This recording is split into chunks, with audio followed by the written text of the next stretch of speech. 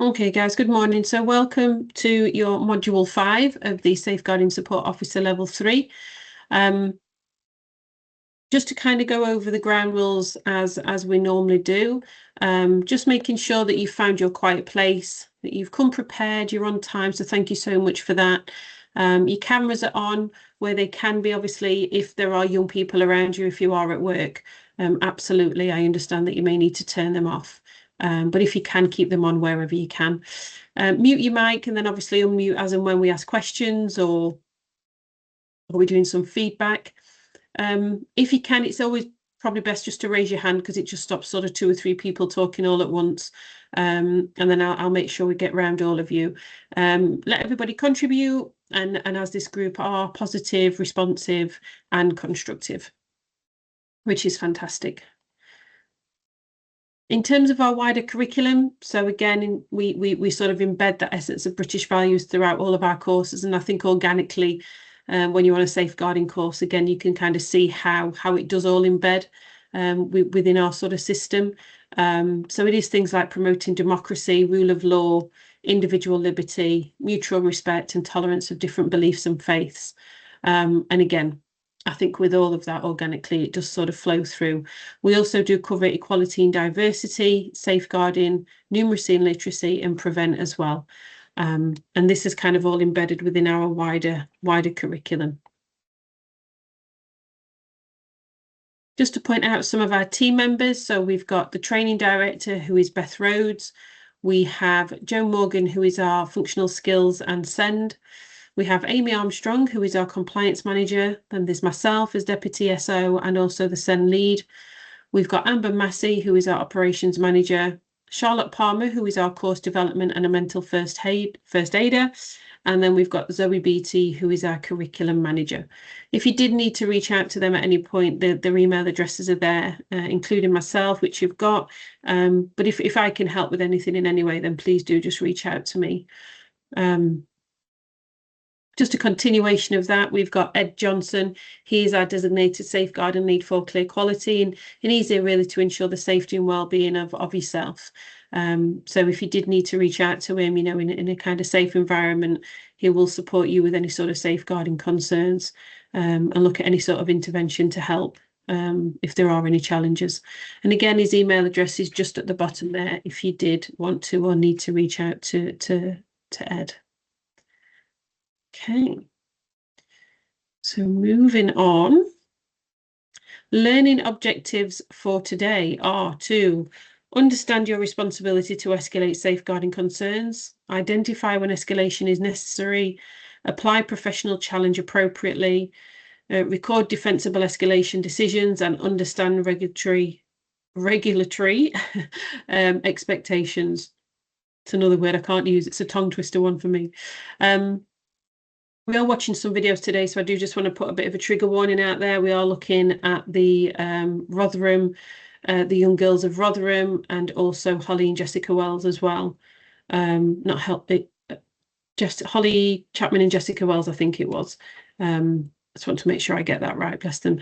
So we will be looking at videos around that as well. So yeah, just a trigger warning. If you did need to step out or just take a break, please do so, and then I'll check in with you after. Okay, so as we know, we are working towards our EPA, our endpoint assessment. Your endpoint assessment is for 12 weeks at the end of this programme. So that will include a professional discussion of 60 minutes. It will be your completed portfolio of evidence, and this is what we are building up during the course. So things like your assignments, your wider, your guided learning, etc. So the completion of that. You will then pop together a presentation based on a set subject that we will be given closer to the time. So your presentation will need to last around 35 minutes, 25 to 35 minutes, and then you will have a Q&A, which will be around 20, 25 minutes from the assessor based on that presentation. Okay, so that will be our endpoint assessment. Are there any questions so far? No? Okay, how are we all getting on this week with uploading and completing some of our off-the-job hours? Alex, how are you getting on this week? I've done everything for last month. Everything's updated for the last month. Amazing, fantastic. And what kind of things were you claiming in your off the job this last week? I've done quite a few assessments of like potential new starters for our school, so going out and doing those with sort of a safeguarding mindset. Okay. Oh, amazing. And are you, through doing these off the job hours and sort of looking at how it's going to support your practice, do you pick up on things in terms of maybe that's supporting this the course and any elements of safeguarding in terms of what we've covered? Yeah, I think I've like when I've been doing it, I've been thinking more about it from like a safeguarding perspective and like risk and all of those things as opposed to just like, do we want this young person or not, or things like that. So I've Yeah, been trying to think more about it in this sort of space. yeah, absolutely. And what about yourself, Jeff? How are you getting on with your I know we're meeting today after, but have you been sort of thinking about your off the job in terms of how it is supporting and making you think a little bit more about? To be honest, haven't been doing very well on that. But I've realized that unfortunately, if I leave it, saying that I'm gonna, put it out together at some point, it's just not easy because Mm, things run out and you run out of time. Sometimes you forget what I've done, but I've recorded some. Like last night, I've recorded what I've done last night. okay. Few things that I've done with parents, supervisions, and all that, school meetings. I've recorded a few, but I think I'm learning that it's fundamental. I do that, as soon as it happens. Yeah, yeah. Otherwise, it is. I'm forgetting into what happened and to record some and just struggling after a week or whatever. Hmm. Yeah, absolutely. And again, it's something we can look at today. We can get some hours logged on the system today when we meet later. Joe, what about yourself? How are you getting on? Because I know you're in the process of also building up some of your off the job hours. Oh, you're on mute, my love. Oh, sorry, I can see that. Sorry. It's all right. Yeah. Like yesterday when we met, the day I started jotting down the things that you told me to do. So I also compiled some hours, some activity that I did yesterday, just after the meeting we had yesterday. So yeah, today I'm definitely gonna send it to you since you said you need it. So yeah. Yeah, amazing. Thank you so much, Joe. That's great stuff. So fantastic. So we're all kind of on with logging our off the job hours, which is great. And it is important that we do it because it is in terms of complying with Ofsted, sorry, and their guidance as well. So yeah, as soon as we can get them on for both Jeff and Joe, that'd be fantastic. Okay, so moving on then into today's lecture. So we are going to do a bit of a deep dive into some of these legislations and sort of guidance, just to kind of cover certain aspects that we may not have recognised before, heard of before, and just to get that sort of deeper understanding, a little bit of a deep dive. So we're going to be looking at the Care Act 2014, Vulnerable Adults, Human Rights Act 1998, You're Working Together to Safeguard Children, Keeping Children Safe in Education, Children's Homes Regulations and Quality Standards, and then the UNCRC, so your United Nations Convention on the Rights of the Child. So yeah, we may not cover every single one in a lot of detail, but we are definitely going to touch on those guidance and legislation today. And it will just help again when it comes to your assignments and sort of professional discussions when we asking to sort of reference the legal and legislation against what you're presenting. It may just help with that a little bit as well. Hi, Jeff. So sorry, sir. That was Kunle that kicked me out. So yeah, he's just rang. He's on his way home. He says he's gonna be logged in about 15 minutes. He's gonna be home. Hello? Hello? Hello? Well, I think Sarah might have frozen. Oh, yeah. Let me just send her a quick message. You're frozen, Sarah, if you can see my hand. How you guys doing anyway? Oh, she's calling me. Bear with me one moment. Oh.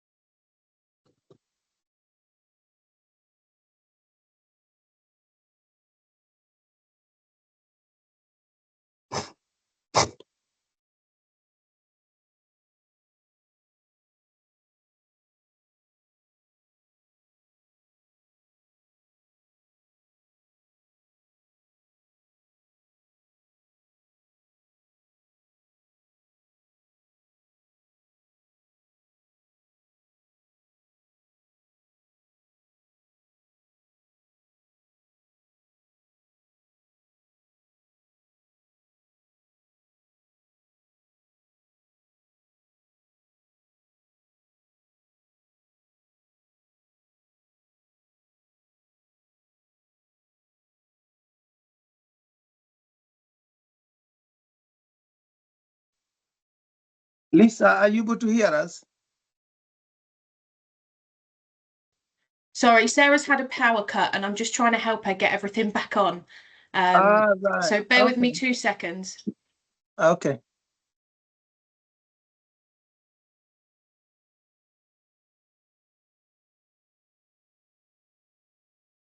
Joseph, how are you doing? I'm fine, bro. How are you doing? I'm good. I'm good. At least today I'm able to join you guys. Yeah. Last live ones I was not able to meet you guys. But I'm Same glad applies, today yeah. I'm able to. Yeah, how's everything? Work and all that? Yeah, work is fine. Work is fine. Yeah. You know, it's good. Sometimes that is good and a bad, but it's good. It's really interesting, yeah. I hope you good. Good. How's your side?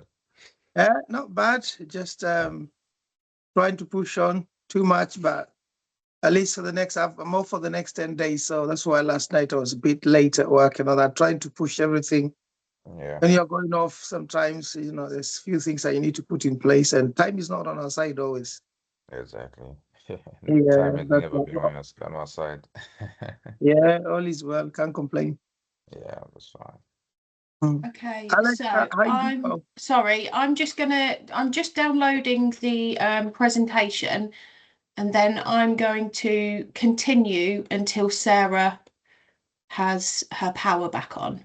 So just bear with me 2 seconds. I'll leave you to carry on your catch up and then we'll be back on. It's all right. Alex, how you doing? Yeah, good, thank you. Yeah. How's work Yeah. treating you? Yeah, it's all right. It's busy, but Yeah. it's okay. Oh, good, good. I thought that probably this course was gonna have a lot of people, but looks like it's only the four of us with Kunle.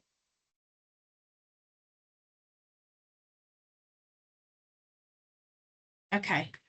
So this is where we're up to, wasn't it? Yep. Yeah.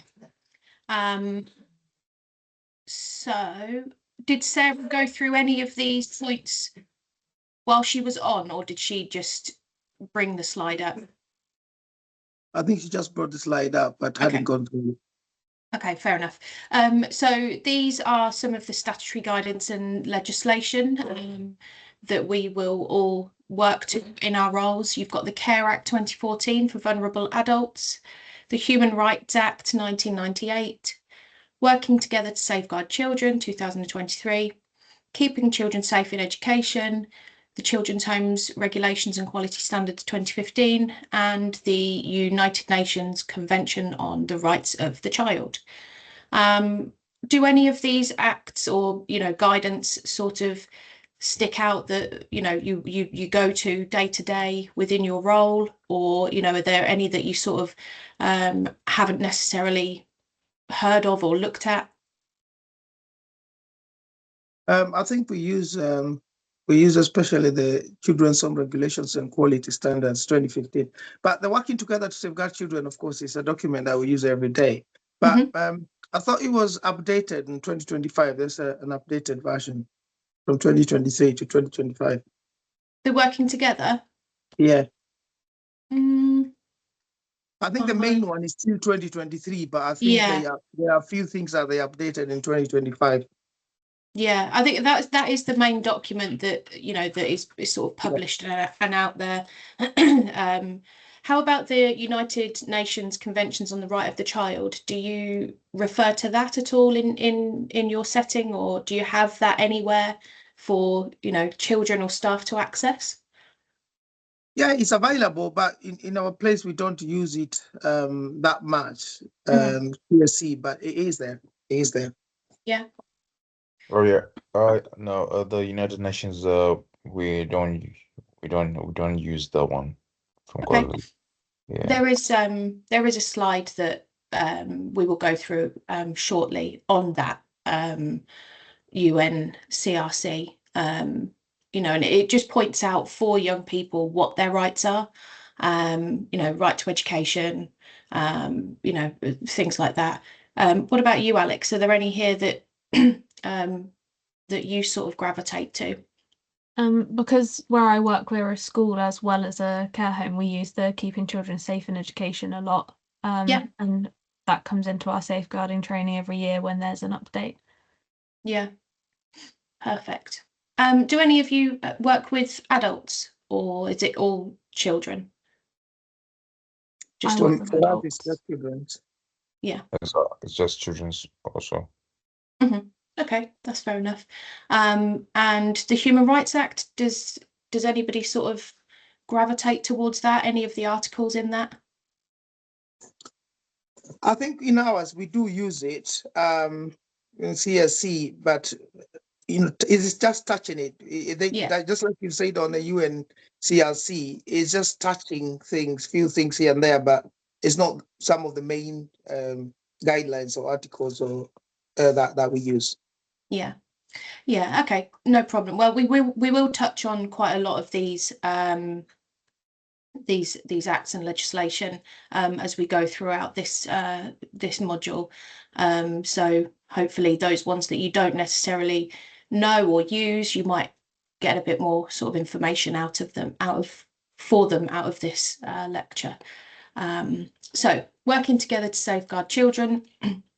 This provides statutory guidance for safeguarding and promoting the welfare of children, and it emphasises a multi-agency approach to child protection.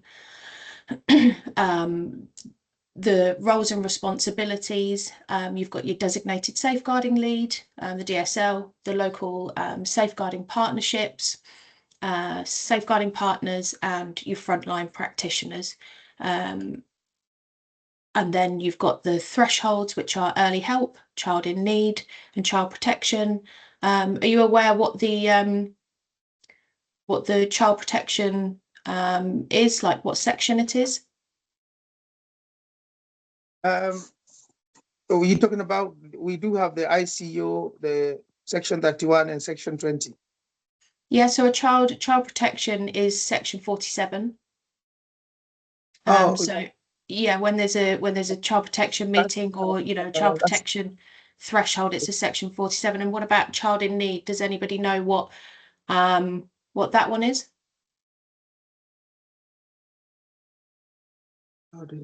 Oh God, I can't remember. No, it's section 17. Oh yeah, God. It's always going to be there, but sometimes in the moment you just it goes, doesn't it? So it's really important to put the child's needs at the centre of any decision, and ensuring that their voice is heard. And in practice, this means children must be actively involved in decision making where possible. So, in terms of their care plans or, their education and things like that, any decisions around them, they should be actively involved, and their views should guide decisions about their safety and well-being. Working together stresses the importance of multi-agency approaches to safeguarding, and this means professionals from different sectors, including health, education, social services, must communicate collaboratively. Must communicate and collaborate effectively. Again, different stakeholders are sort of schools, local authorities, police, and health. So if we look at the role of early help, early intervention is critical.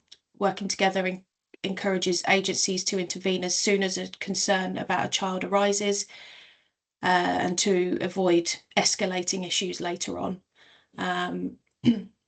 So, some examples of early help are sort of outreach services, family support, and things like that. And then you've got the child in need, which is, where concerns have been identified and there's a need for, intervention.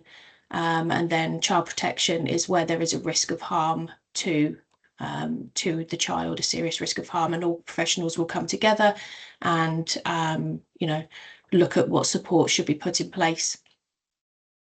Has anyone ever been in part of a child in need or a child protection meeting? No? I have been. Yeah. Which one have you been involved in, Jeff? A child protection conference, whereby we sit with the police officers, social workers, and all that to look at things. Yeah. How did you find it? The meeting itself? It's intense, and of course, it entails really to discuss some very difficult things, including, unfortunately, sometimes agreeing to remove a child from families, and it's not the easiest meeting. So you can be there because different professionals will bring in different reasons as to why that child should be removed. Or some would say they still do not believe, even if some other professional can really bring in, look, this is what's happening with this child. But others would still argue that, look, it's still in the best interest for us to support the family rather than remove that child from the family. So it's not the easiest meetings to hold, but at the end of it, it all revolves about that child's safety. Yeah. I've been part of a few sort of child protection meetings, and they're not pleasant, they're not easy.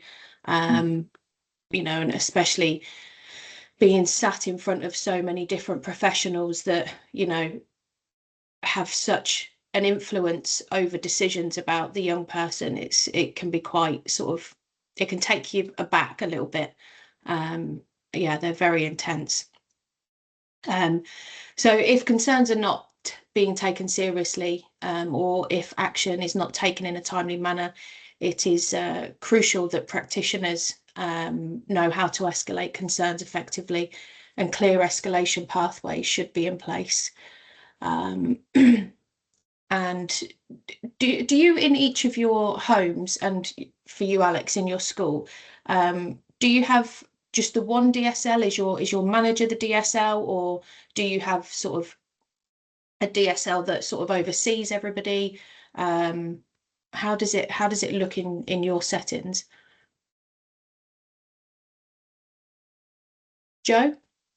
Well, in our situation, in our sector, it's like the manager. We have the managers, right? And then the DSO is the line on-call line manager. That's how we Okay. put it. That's the DSO for us. And Okay. so yeah, so before even we reach to the DSO, if their managers are available, that's the first contact we're supposed to reach out to. Okay. And what about yourself, Alex? So we have a DSL and then 3 members of the safeguarding team that are all like part of the senior management team. Okay. Jeff? He's the manager. That's designated safeguarding lead. But with us, luckily, we have the homes and then we have the Cambian school. And in our home, luckily, it's just 2 minutes walk. So it's outside. Okay. So we have the school head teacher and the assistant head teacher as a DSL and the assistant DSL in school. Right. Okay. Okay. Yeah. In in the settings where I've worked, so my background is predominantly with looked after children. I've been a registered manager, an operations manager, and the registered manager was always the DSL. And then the deputy manager was also part of the DSL training, but they would deputise, if you like, for for times when I wasn't there. But every you only have to necessarily have one DSL in your setting within your whole company. So it's good that there are a few. Would you say that, Joe, there's more than one DSL within your setting, or Yeah, there's more than one. So usually, mostly, so it's like that we have a cut. They've put it a calendar, like a weekly calendar, where from Monday to Friday. So where they put if anything happens, that's the first contact. They say 5 days, there are 5 DSOs online managers on call. Those are there. So I think it's more. I think probably five DSO we have. okay, Yeah. cool, that's good. So the children's homes regulations and quality standards, these are core in terms of sort of children's homes. They are what you should be working to on a daily basis. They're what Ofsted sort of look at as part of their inspection, as well as the SCIF. Do you all know what the SCIF is? No, it's the No. social common inspection framework, social care common inspection framework. So that is basically what Ofsted uses their guidelines when they're doing their inspections. So if you haven't, oh yeah, Jeff, sorry. Sorry, Lisa, are you able to admit Kunle? Because he's been waiting and I don't know if it's because I think Sarah is not there. He hasn't popped up that he is. He's been waiting. I don't know if you have the access because, of course, I think it's Lisa that is Sarah that sent the. Let me just give Sarah a quick ring to ask if she can. Or are you able to send the link to Kunle again so that maybe from yours, so that he is. Yeah, let me. Bear with me one moment. Sorry about this, everybody. It's not something that we are used to.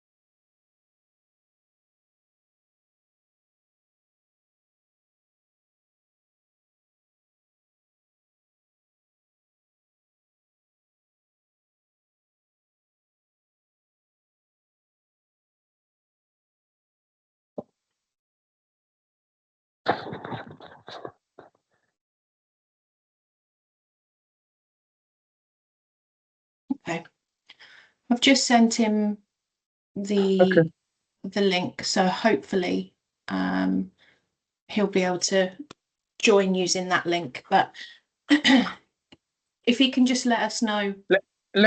let me quickly let him know that you said, because maybe just in case he hasn't, you said to his email, right? Yeah. Okay, just in case he's not going to his email.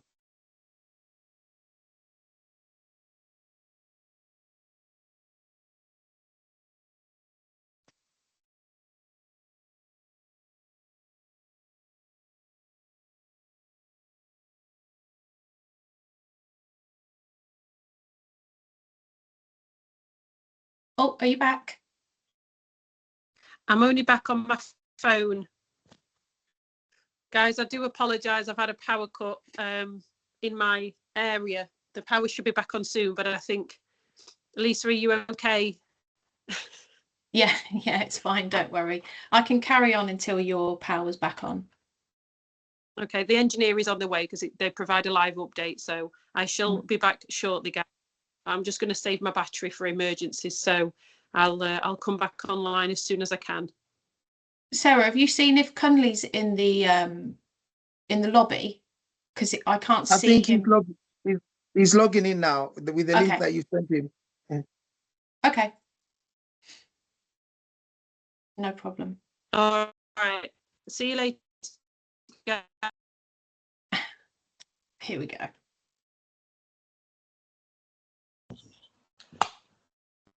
Hi, Cunley.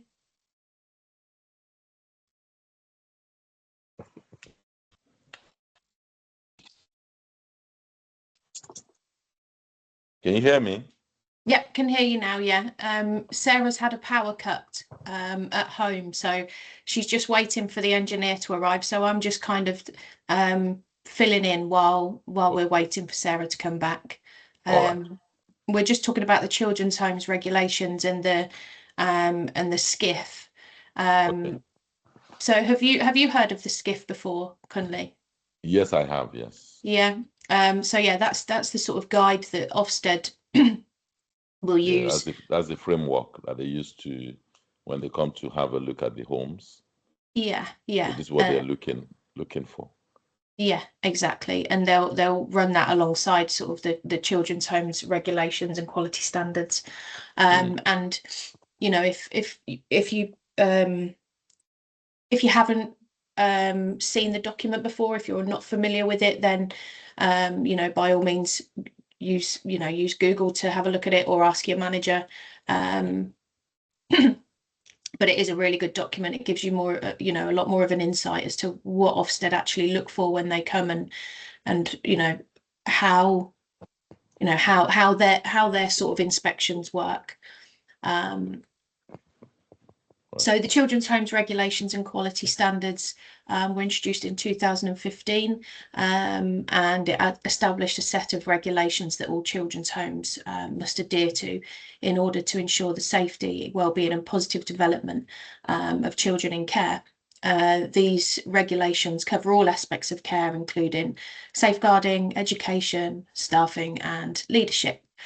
So you've got Regulation 9, the education standard, children in care must have access to appropriate education, whether that is mainstream school, special educational provision, or alternative education. Providers must ensure children are supported in their learning and development needs. A child in care, for example, child in care with SEND needs may need a special specific educational support. The children's homes should work with the school and other providers to ensure that their needs are met. Has anyone here had dealings with virtual school before? I have. Sorry, dealings Yeah. with what? Virtual school. Yes, Oh, I have. Yes. Yeah. I mean, the virtual school are really, really good. You know, they really advocate for the child. What was your Alex, what was your sort of experience with the virtual school like? Were you quite heavily involved with them, or was it just sort of in PEPs and things like that? Yeah, they come to like PEPs or the review meetings that we have for our young people. Yeah. Yeah. Jeff? yeah, they do come to that meeting. Really, they're very active on supporting the child. recently we've had a child that really we are trying to push for an EHCP plant, and they were really active on how that really may support the child. I think they also attend LAC reviews to just again see how the child is being supported as far as school is concerned. Yeah. Yeah. Connolly, are you sort of the same as Jeff Yeah, there? that's similar to what Jeff has just said. Yes. Mhm. That's Joe, my what? problem. Yeah, it's very similar to what Jeff said. It's involved like review and just see how the child has been supported properly and everything is being documented and accurate and factual. So yeah, I don't think there's any addition of from what Jeff said. It's actually the same thing that we do also decide. Yeah, and if you've got a young person that is sort of not necessarily getting what they need out of school, or you know, they're really struggling, and the school don't seem to be sort of meeting their needs or helping in any way, shape or form, then, you know, virtual school are the ones to go to. You know, they can really put pressure on the school. They can, you know, they'll work alongside the IRO and the child social worker. They can have a really sort of positive impact when it comes to, you know, getting everything that the child needs within education. I've had, you know, really strong relationships with virtual schools before, and they've played a key part in actually, you know, ensuring that the child gets everything that they need out of their education setting. So then we've got Regulation 12, which is the Protection of Children Standard. And this focuses on protecting children from abuse, neglect, or exploitation. And the homes must ensure that safeguarding measures are in place and that children are protected from harm, both inside and out of the home. You know, you must have a clear safeguarding policy in place, which includes procedures for reporting concerns, conducting investigations, and managing allegations of abuse. And then you've got Regulation 13, which is the Leadership and Management Standard. Effective leaders and management are essential for effective running of the home.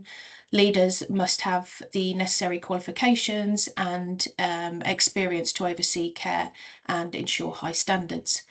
The children's homes must have a registered manager who holds the required qualification and experience to manage the setting and the welfare of the children actively. And then we've got the care planning standard, which is Regulation 14. Each child must have an individual care plan that is developed in consultation with the child, their family, and other relevant professionals. The care plan must reflect their needs and preferences. A care plan must detail the child's emotional needs, educational needs, and health needs, as well as any goals and risks and support they'll need to meet these needs. Do you all play an active part in care plans and, you know, updating them, building them, you know, going through them with each child? Yeah, Lee? in our place. Oh, sorry. Go on, Jeff. Oh, yeah. In our place, yeah, of course, we do have every child is called key workers and co-key workers. Of course, that are mainly the individuals that are supposed to really oversee the support of that child, you know, within the team. And yeah, every child's got their own support plan that is tailored towards their needs, and is updated every often to make sure that it suits, and it's literally there to support and guide them to what is expected. Yeah. Kunle? Well, similar to Jeff, because we work in a similar setting. Every child, like he said, we have an allocated key worker who is actually sort of like dedicated to that young person, fights the young person's corner. When it comes to their care plan, this care plan are individually sort of like a personalized care plan, because again, the care plan doesn't apply to all young people. So it's tailored, just like he said, towards that a particular young person. So it's centered to that child. So and we, for instance, in my role, have the opportunity to update those regularly. Also, which also links with the risk assessment as well. So. Perfect. Joe? Yeah, so what we do is we do not have a specific key worker person for the young person. So it's like rotational randomly where with the system have decided to put like we do documentation of key working. So there's planned key working and unplanned key working. So basically for today, if there's an activity, there's something that needs to be done according to the planned key working, we have to do it with the young person. And from that, on a monthly basis, we update or tailor our every care plan for every child based from the information that we've accumulated from the key workings that we've done with the young person, or any activities that we've done with the young person, or any new changes, any new development in terms of education or college or whatsoever. So we take those information and accumulate them from and put them in a care plan. So it's like our care plan, we always update them for each young person, like on a monthly basis. Because sometimes the previous care plan, the young person was attending education, and the next previous year, during the next month, he wasn't going to school. So we have to tailor that and change it and find any other ways of actually supporting the young person, either probably, as you mentioned about virtual education. So we put that also in a care plan that he used to go to school, but now we have changed the type of education that he needs to attend. So that's how we. Perfect. Alex? Yeah, so we have care plans for all of our young people, and when they join, it's sort of done in collaboration with like their previous setting or their families. Our young people aren't capable of inputting into their own, but it's then like updated by the people that know them best as they go forward with us. Yeah, perfect. How is there a sort of set sort of time where you update care plans? Are they done weekly, monthly, 2 monthly, 6 monthly? With ours, it can be updated twice in a day because we are CSC home. So unfortunately, if things happen, because I mean, you could wake up at night and realize that because of course, we don't lock doors, that a child has left the building, and therefore they've ended up, because we are in a farm, sort of where we are some sort of in a farm. They are now outside there, and from there probably they could go missing from care. So that triggers her plans for missing from care to be updated. Yeah. That could be updated in the morning, and then something else could happen in the evening. So that care plan could be updated 2 times within one day, depending on the needs of what that child has presented. Equally, it could be that that child is very settled, they are really engaging in the program, and probably it just needs to be updated monthly. And sometimes it will just be reviewed. So, okay, nothing has happened over the month. So the child is really doing very well. So it depends on the needs of that child. And if it is just a review where you're sort of going over the care plan, but nothing has really changed, do you sort of put on the care plan that you've reviewed it and the date and things like that, or do you just leave it as it is? So what happens, depending, because we have a framework that would say whether the child's needs are high, medium, or low.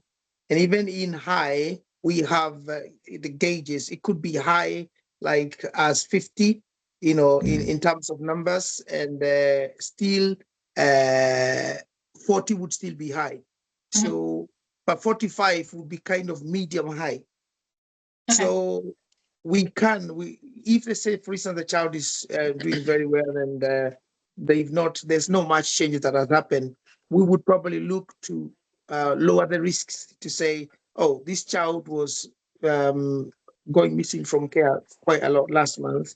but this month she's not gone missing from care. So we could still leave, because probably 1 month would be too quick for us to say we are bringing that risks to medium. We could still leave it at high, but bring it down from 50 to 40. Mhm. You know, sometimes if probably it's been 2, 3, 4 months, they've not gone missing from care, I would remove it from high, bring it to medium, and looking forward to bring it to low, which is then green, and sometimes even remove it from low and put it to something we call considered risks. Mhm. Yeah. Yeah. Yeah, I think even if you're just sort of reviewing care plans, you know, and you've got quite, for example, a settled home, or, you know, you've got an EBD home that doesn't specialize in like yours, Jeff, CSE or CCE, you know, if you are just reviewing the care plan and nothing has really changed, my advice would be to just sort of stamp it to say that it's been reviewed, because, you know, Ofsted will want to see that they are being actively That is reviewed. current. Yeah, you know, don't just leave it as it is without sort of, you know, putting a date on it to say that it was reviewed on, for example, the 18th of the 3rd, 2026. Has anyone had any experience in creating care plans? Okay, so Lisa, I just wanted to add, just Yeah. along the line of your thinking, that a care plan is a life document anyway, and it should always reflect the young person's current needs, Yeah. risk, and their wishes as well. So in our own case, just like Jeff has said, it could actually be updated a lot regularly every day, almost every day, depending on, because again, it's a life document. We won't do it once in a month or once in a week or whatever. It's as things happen, and then it's updated. Yeah. Yeah. Yeah, and that's sort of understandable in a CSE home. Joe, does your home specialize in any area, or is it an EBD home, or, you know, what's sort of your setting? So yeah, so our home is specialized in complex needs of kids. It's Okay. yeah. Okay, fair enough. And Alex, what about yours? Is yours quite settled, or I understand that yours are potentially not able to contribute to their care plans?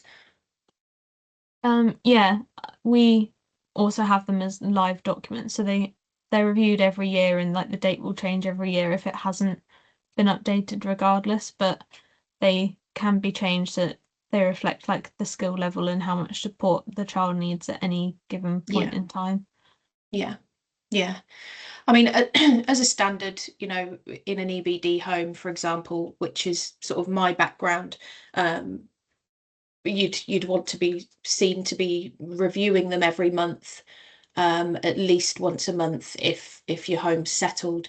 But obviously, if any time within that month things change, health needs, you know, behaviour, or the protection of the child, then yeah, they get updated immediately, as well as your behaviour risk plans and everything like that. So if we look at some of the quality standards, you know, personalised care for the care plans, you know, they're developed to ensure that each child's needs are met. The children's home must develop a care plan that includes the child's preferences, background, and any specific needs they may have. And then you've got the protection of children, again with the self-care and positive behaviour. Children should feel safe, and their behaviour must be managed through positive approaches. The home must have clear policies on behaviour management that emphasise de-escalation and constructive responses. Then you've got, excuse me, the education standards, so learning and development, child's education needs are met, and that's crucial. The home should actively support the child's education, working with schools and other agencies to address barriers to learning. And then you've got the leadership and management standards, so to have effective leadership, leaders must be strong and effective. The manager and senior staff must set the tone for the home, ensuring consistent high standards in care, safeguarding and staff performance. So Ofsted is the regulator that inspects children's homes and checks compliance. And with these regulations and quality within these regulations and quality standards, homes that meet the required standards are given ratings. Obviously, you know, standing good requires improvement, inadequate, and that impacts their reputation and continued operation. So have any of you played a part in an Ofsted inspection in your time within your settings? Yeah. Yeah. Yeah. For me, Yes, so I have. We have actually, when Ofsted comes, usually, especially when you're the one on the shift, you're probably bound to be asked questions about each individual young person, and you're supposed to know any documentation, any files that they request for, and sometimes if they require any file, they get to ask you what's in that file just to know if you know your job and you know that young person. So Yeah. they do, right? They do come and ask random questions, and yeah. Yeah. Anybody else been part of an inspection, and you know, what was your sort of takeaway from it, or your experience? For me, I don't know, so it's luckily or unfortunately, I've had about, a few, probably about 5 times. Mhm. And I think one particular time I was actually there with the Ofsted officer for literally about 7 hours without the manager, because the manager was not on site. Wow. And where they were very far away, and the deputy was on annual leave. So I was a senior on duty, and I had to support until I think it's a responsible individual came. So it's exactly what Joseph is saying. It's just following things through, from welcoming them, telling them about, of course, fire regulations and all that, and then of course supporting them with what they need, um, including them ringing the families, ringing social workers, talking to the children, talking to staff, looking at documents that are on their files and that are on the online. So Yeah. I'm quite and literally answering every questions that they've got. Of course, they've got the checks that they do. But in reference to like safeguarding, I think they've changed that. It used to be outstanding and all that, but that's now been changed, to my understanding, Lisa, to either met or unmet. I think those are the current ratings that they're doing with safeguarding, is if I'm not wrong. Yeah, they have. Yeah, forgive me. I've been thrown in a bit of the deep end with this today, so I'm not yeah. My learners are only on module 3, so module 5 is new to my delivery. So The standard. It used to be that's how the Ofsted used to be. Yeah, it's outstanding, and then of course, all the required improvement and all that. But I think with the safeguarding now, it's just either it's met or unmet. Those are the two things that they put in place now. Yeah. What about yourself, Kunle?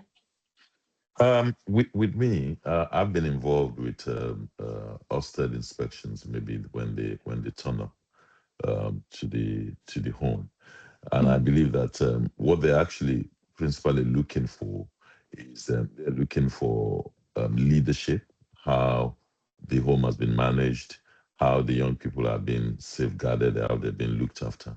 They are also looking at how the home has enhanced the potential of the young people, because again, they're looking at how we've helped them to actually achieve their potential. So those are the things that the house has been marked against. So that's what that's what the Ofsted inspector is looking for when they come into the home. look at staff morale as well, how qualified the staffs are. Yeah. Because again, if you have a staff member that is not qualified, is not experienced, and that's why they are also sort of like saying things along the line of if you have a staff member that is not qualified, there is a time that they've been given to ensure that they achieve that qualification. So that's something else that they're looking at anytime they come into the home. Yeah. Yeah. Yeah. Help and protect, leadership and management. Yeah, those are the sort of key areas. I think as far as the SCIF goes, I think it is still outstanding, good, requires improvement and inadequate, but I think they do, you know, on the reports they do say met, unmet. But yeah, exactly that. What about yourself, Alex? Have you had any sort of dealings with Ofsted? Yeah, I've had quite a few. From our perspective, often it's trying to help them understand like the cohort of people that we have. Quite often they come in without much experience of our young people and will ask questions and be asking us to meet things that aren't necessarily suitable, and it's sort of explaining why we might not be doing it in the way they expect. Yeah. They can be really scary, Ofsted inspections. You know, as soon as they turn up, you don't know they're coming, and yeah, there's a knock at the door and hello, I'm from Ofsted, I'm here to inspect. Can be quite daunting and quite sort of shocking, but you know, you all know your young people. You're the best people for the job, otherwise you wouldn't be there. It's about having confidence as well, isn't it? And these, you know, the regulations and the quality standards provide framework for high quality care in residential. You know, and essentially, if you know the regulations and if you've looked at the SCIF, then you know you've got no worries. As long as you know your young people, you know what you know what their care plan says, you know what their risk assessment says. You know where they go to school, what local authority they're from, or what placing authority. You know what care order they're on. Yeah, that's what Ofsted want to know. They want to know that you know the children. You know, you've had your training, you feel confident in your managers, you can confidently challenge, things like that. Jeff? I think, yeah, indeed, that's so true, because that's exactly what we go through with them when they come. But also, I think that what you say there, they just come unannounced. That's quite daunting sometimes, because they just catch you off guard. Yeah. And just showed up at the door. But of course, there are triggers that definitely sometimes, like sort of in our place, that can trigger them Yeah. to technically come and we are due Ofsted. In our place again, when you have a few incidences that are serious incidences and that are consistent within a very short time, because we do have what we call Reg 44, which is the report that you of course sent to Ofsted and all that. So that can actually trigger them if they were to send a few serious incidences about things that are quite worrying about children. Then that can trigger Ofsted to really say, okay, we need to go see what's going on in that home. But otherwise, they do follow probably a year or 2 years, depending on what rating they inspected. And it's about how many Reg 40s are submitted as well, isn't it? You know, if you're submitting, 5 within 1 month, 5, 6, 7 within 1 month, and then your Reg 44s aren't, the protection of children and the leadership and management potentially isn't reading too well, and there isn't any safeguarding within the home, then of course that will trigger Ofsted those Reg 40s. But it doesn't mean that should be a barrier for sending Reg 40s, because those Reg 40s show that actually you are doing something about it. You're recognising concerns, you're recognising risks, and you're being transparent with Ofsted by reporting things.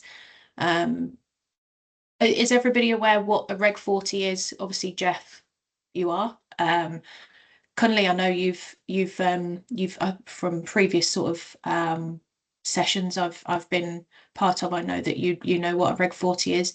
Joe, Yes. Alex, are you aware what a Reg 40 is?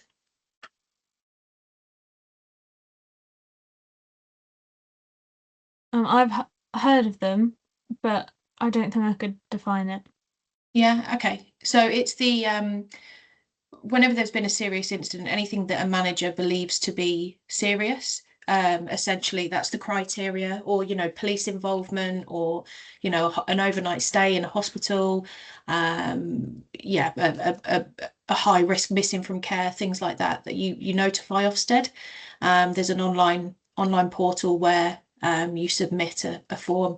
Unfortunately, they are time restricted, so you only get a certain amount of time to actually fill the form out before it kicks you off and says you need to redo it. And yeah, that gets sent directly to your Ofsted inspector, and yeah, you fill out in as much detail as possible, but just keeping it to sort of the basics, and then your Ofsted inspector might get in touch with you and sort of want to know more, but that can inform then a what's the word I'm looking for, like a trajectory of where Ofsted, a line of inquiry, where Ofsted will come and look at.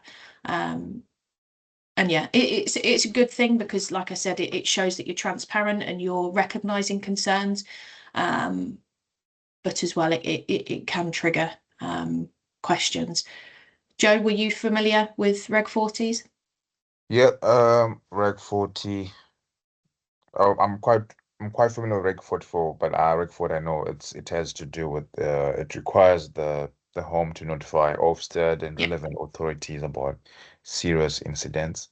Yeah. So yeah, I think Reg 40, it goes like there are certain examples, like when a child goes missing, any serious injuries or accidents or allegations of abuse and Mhm. protection concern. I think Reg 40 needs to be notified, and also according to the Ofsted and social worker. That's how much I know about Reg 40. Does anybody know the timescales in which you have to notify Ofsted? Yeah, it's within 24 hours. It's within 24 hours. Yeah, 24 hours. So yeah, Ofsted inspections evaluate compliance with all of the standards, and homes must maintain high standards in care to achieve favourable ratings. So now we're on to the United Nations Convention on the Rights of the Child. The rights guarantees children, and how these rights should inform practice when working with children and young people. It's an international treaty that recognises and protects the rights of children globally. It's legally binding, and sets out civil, political and economic, social and cultural rights for children. The UNCRC was adopted by the United Nations in 1989 and has since been ratified by nearly every country in the world, including the UK, and we did that in 1991. So some of the core principles are non-discrimination, excuse me, all children, regardless of their background, race or identity, have equal rights. And this means we must consider the rights of children from all walks of life in our practice. Then you've got the best interests of the child. So the child's best interests must be at the forefront of every decision made about their care, education and well-being. This principle helps us prioritise decisions that support their welfare and development. And then you've got the right to life, survival and development. Children have the right not to only live but to thrive. And governments and organisations should ensure that children are provided with opportunities to grow physically, emotionally, socially and mentally. Then you've got participation. Children have the right to express their opinions on matters that affect them. This includes decisions about their care, education and health. And it's essential that we actively listen to children and involve them in decisions. So some of the core rights, you've got right to education. All children have the right to receive an education that fosters personal growth, social inclusion, and future opportunities. And we must ensure that children in our care have access to quality educational experiences. And then you've got right to protection. So children have the right to be protected from any form of abuse, neglect, and exploitation. As part of safeguarding practices, it's our responsibility to recognise, report, and prevent these situations. Then you've got right to health. Children's health needs must be met, including access to healthcare and protection from malnutrition and disease. And we must ensure that children's physical, emotional, and mental health is safeguarded. Then finally, there's the right to play and recreation. Play is crucial to children's development. They have the right to engage in leisure and recreational activities which are vital for their emotional and social well-being. So the UK, we ratified the UNCRC in 1991. While it's not necessarily part of domestic law, it plays a significant role in shaping child welfare policies. And we should be aware of how the UNCRC impacts our work, especially in sort of schools, residential and social services. So does anybody have anything that sort of promotes the rights of the child within their setting? Do you have any sort of posters anywhere? Do you have any documents?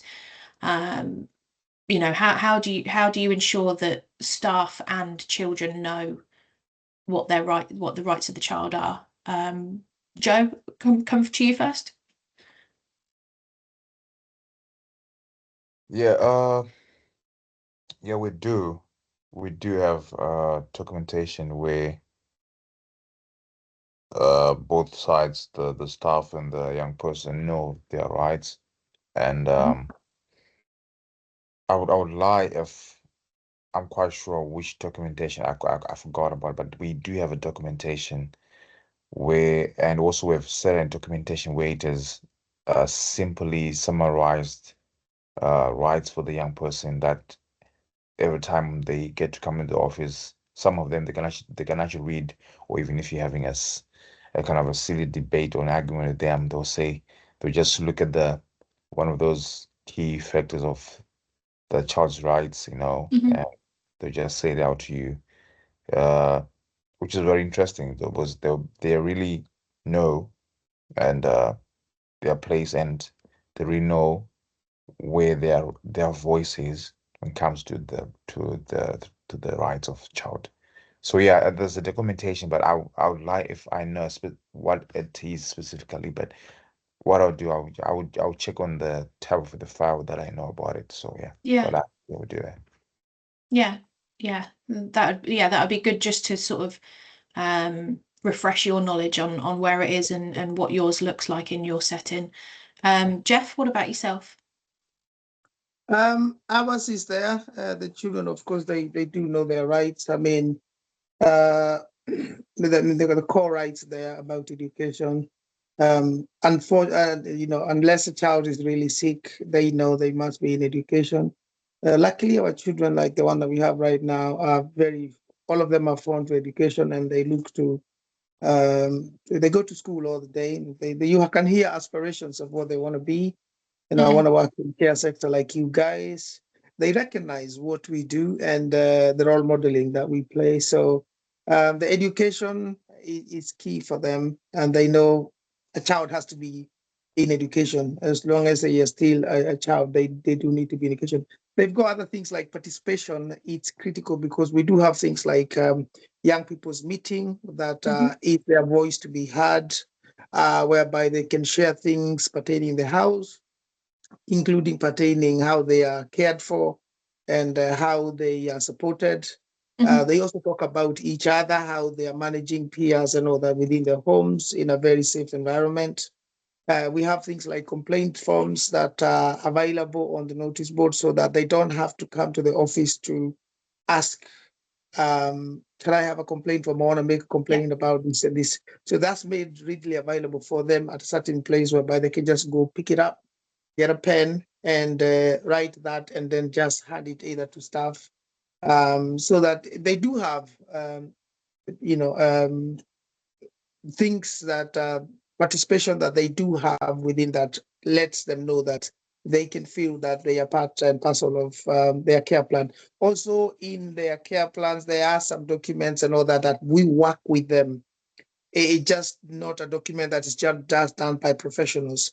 Like what Kunle was saying earlier, some of the documents are live documents that we have to engage the young persons, like things we call my plan is their plan. So we have to work with them to develop that plan so that it can be tailored purposely and suitably just for them. Yeah, yeah, perfect. Kunle, do you have any sort of different experience with the UNCRC or? Well, I was just going to mention something similar to some of the things that Jeff's mentioned. With my plan, again, when they come in, no, you can't know the child better than the child themselves. So, and we're meant to help channel them. So, but they know what their needs are. And so there are lots of areas where, just like Jeff said, lots of areas where their voice are heard in their care plan. Sometimes we have this young person's meeting, just like he said. And during that young person's meeting, we deal with maybe activities that they want to do the next week, maybe their menu, also the key plan or the key work sessions that we have with them also allows them to be able to voice concerns or voice their own opinion. So in a lot of our care plan, particularly at Cambian, the voice of the child is very, very obvious in the plan. Because again, you might think you know what is best for someone, but it's actually that person that is really able to say to you, this is how I want to be looked after. This is how my preference. And even when we talk about education, yes, we say that every young person that comes to Cambian, because again, in most of our homes, we have schools that are dedicated to Cambian, schools where you have 4 or 5 young people in a class. We do say those kind of physical education, but in every aspect of Cambian, the children are being educated. Even when they go on activities, we encourage activities that would be educational, that will lead to an educational whatever. We don't just encourage any activity like bungee jumping that there's nothing to learn from it. So even where the young person doesn't go to school physically, at home they're still learning. Yeah. So yeah. So that's what we do. Yeah. And Alex, what about you? So I'm not necessarily sure where that information is for staff, but like for our young people, they all have a communication device, and they've got like a self-advocacy section. So it's got things about like our advocate and our Reg 44 person, and it's also got their rights and stuff in there in a format that's suitable for them. Yeah. Oh, brilliant. Welcome back, Sarah. Thank you. Power has finally come back on in my area. They are saying that it may go off again on the live update, so I'll kind of be here. And I'm so sorry, everybody, for that happening. It's yeah, it's one of them things, isn't it, that you just can't help when you're working from home. The joys of technology, and yeah. So I do apologise. So where are we sort of up to, Lisa?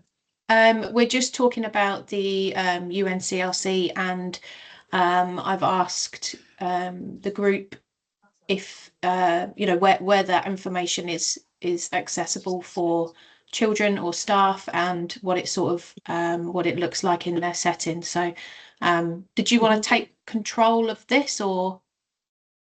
Yeah. I think so, I've done that, haven't I? Yeah, you have. Yeah, we've only just sort of discussed.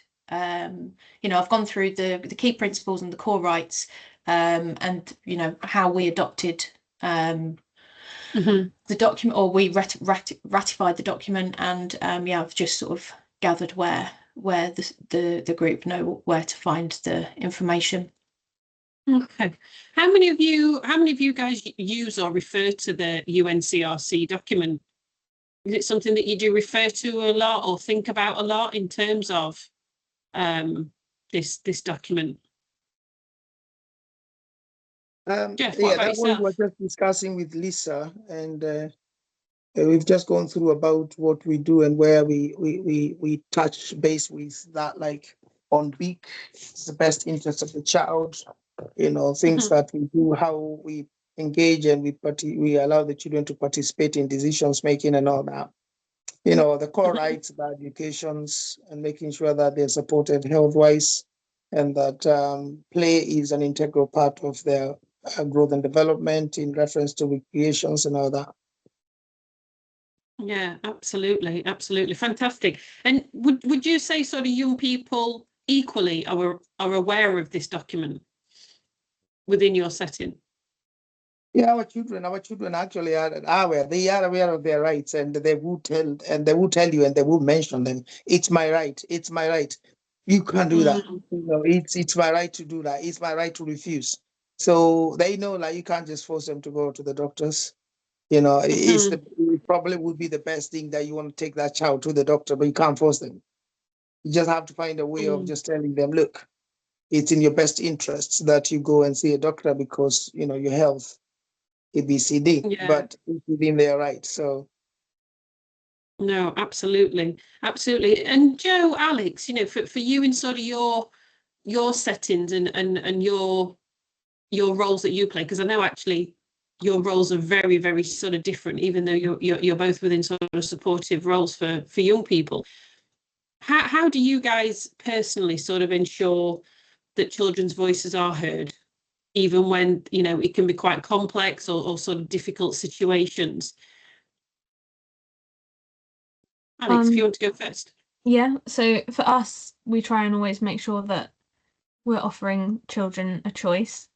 And like, even if it's just really simple things of like, do you want to go out on a trip, that they've got the option to say yes or no. And like, sometimes there's not a choice. Like, if it's going to the doctors, then there's not always necessarily room for negotiation on that. But like, trying to give them the most sort of informed level of understanding that we can about why they need to do certain things. Yeah, absolutely, absolutely. And Joe, what about yourself?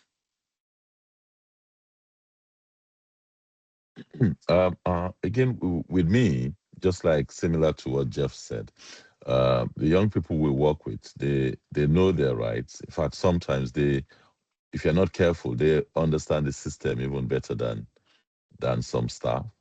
Because again, they're almost like educating you and saying to you, this is my right, this is what I'm allowed to do, this is what you can do.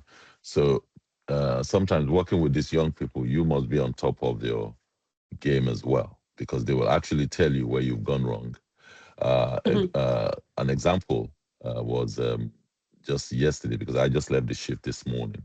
There was one of the young people who was given a medication, and the staff who gave it to her actually allowed her to go into her room with the medication. So when I came on shift the next day, she then said to me that, oh, so staff allowed me to take my medication into my room. He should have ensured and waited and insisted that I took the medication. And she said, well, I know if it's you, you will make sure I take the medication. So without necessarily agreeing with her and disagreeing, I knew that what she was saying was correct. So they know what their rights are, even their rights to everything. Just like Jeff has said, you can advise that, well, it's good for you to attend your medical appointment, but you can't really enforce them against their wishes. So Yeah, absolutely. Joe, how sort of difficult is it for you when young people do kind of say, I know my rights, and sometimes can make our jobs a little bit more difficult in sort of high complex situations? Yeah, how do we sort of navigate that?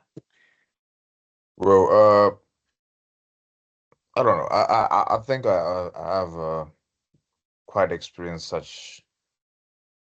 such stuff like that, where like a young person make it kind of difficult on you in terms of if they are supposed to go like for an instance for an appointment and they refuse or they start to process their rights. And I always find myself being also on the top of the game, whereby okay, I know if you deny to do this, if you deny to do certain things that you're bound to do, it's fine to decide not to do it. But a good example, um, we have what we call incentive forms for each young person. We have their pocket monies that is allocated to them every within the week. It's either Friday or Monday. So, and sometimes these young people they also have certain activities like they want to save up money for having a phone or maybe a trip.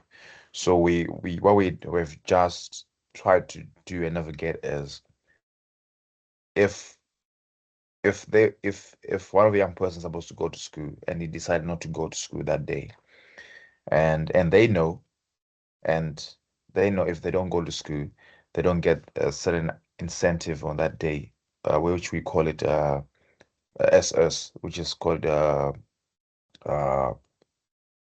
suspended stop, where they don't get anything from that particular day. So it's kind of a way we have navigated that. It motivates them to do good, even they don't want to do it, but also with a certain uh benefit which they want to have. Let's say they want to have a phone or they want to go out, or but they want to go out and do something. So we tick that mark as okay, you've accomplished this. So it kicks them up if they like it and that it motivates them to do so. So I think that's one of the things that we have tried to navigate during to make them do certain appointments, activities. But if they don't want to go, yeah, they have their right to deny or to refuse. If any tutor wants to come and do a virtual with them, if they don't feel like having, we have to just inform the social worker and inform the tutor that the young person is not comfortable at this moment to engage in any activity for you today. So we can actually extend it and postpone the day for the next Yeah. review. So yeah. Okay, amazing stuff. So again, sort of giving them the right, giving them the choice, but there's that kind of documentation, follow up, and procedural, procedural pathway sort of in place to kind of support those decisions and sort of support the, your young people. So yeah, absolutely. Some really good examples there. So I think it's, when we think about the UNCRC, it really is sort of a fundamental, foundational kind of global document, isn't it? That really sort of ensures, every child is entitled to a range of rights, and things like including, education, protection, which we're there for, health, and also participation. And I think it's, for us as sort of practitioners, we must kind of uphold these rights by almost embracing them, sort of into our daily work with children and, ensuring that their voices are heard and that their needs, are met. And especially when we think around series case reviews, and I'm not sure if sort of Lisa's touched on this, but, the voice of the child is one of the biggest things that kind of comes out of series case reviews in terms of their voice just not being heard. Nobody asking the young person sort of direct any sort of questions and what do they want. And I think as we move forward and in terms of even our Ofsted regulation and inspections and audits, it's more and more sort of coming forward. How are we sort of empowering young people? How are we supporting them to make their own choices and to understand what the what are the actions from those choices and potentially implications or not. So yeah, I think it does serve as a guide, doesn't it, for decision making, and it's helping to sort of, ensure that children's best interests are always sort of our prime sort of focus in all sort of circumstances. But definitely, I think it's definitely a document that I would like to see being used more and more than I think, sort of what we do. and especially around around sort of leadership exemplar and sort of things like that. But yeah, is there any questions on that before we move on? No? Okay. So I'm sorry, I do there are have a the question. oh, go on, Jeff. So I'm not sure. Are there any countries that have not ratified on the UNHCR? I know Somali was one of them, but I don't know if I think they were on the process of doing that. Are there any countries at the moment that have not ratified? Do you know what, Jeff? Good question. Let me find out. I know, like you said, there is some countries, I think, within Africa, but I'm not sure. I think Somali was one of them because they found it very difficult because of things that they do with children and all that about the FGM and all that, which is Yeah, part of the UNHCR. I think there were a few countries, not many, but a few that had not ratified. I think by yeah. 2025, the last time I checked. But I think it's, if I'm right, it may be the States. I'm not sure. Oh, Lisa's giving me a thumbs up. Yeah, I think it's the States as well. It's just the United States at the minute. Somalia has now. Okay, Somalia has now.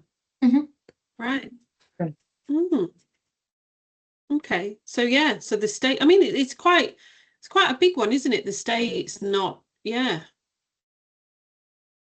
that don't kind of run by that. That's quite a surprise, but yeah. And I didn't know Somalia had sort of moved over, so that's good. I suppose that's good in one respect, isn't it? That we're getting more and more people kind of, supporting that sense of the rights of the young person, definitely. So there we've kind of looked at some sort of, key legislation and guidance. And now we're going to look at a few policies, but policies in terms of that we look at and adhere to in terms of our settings when we think about residential education, etc. So, we always make sure policies are in place in terms of our safeguarding child protection policy. We've got confidentiality and information sharing policies. You've got your behaviour policies or positive behaviour support policy.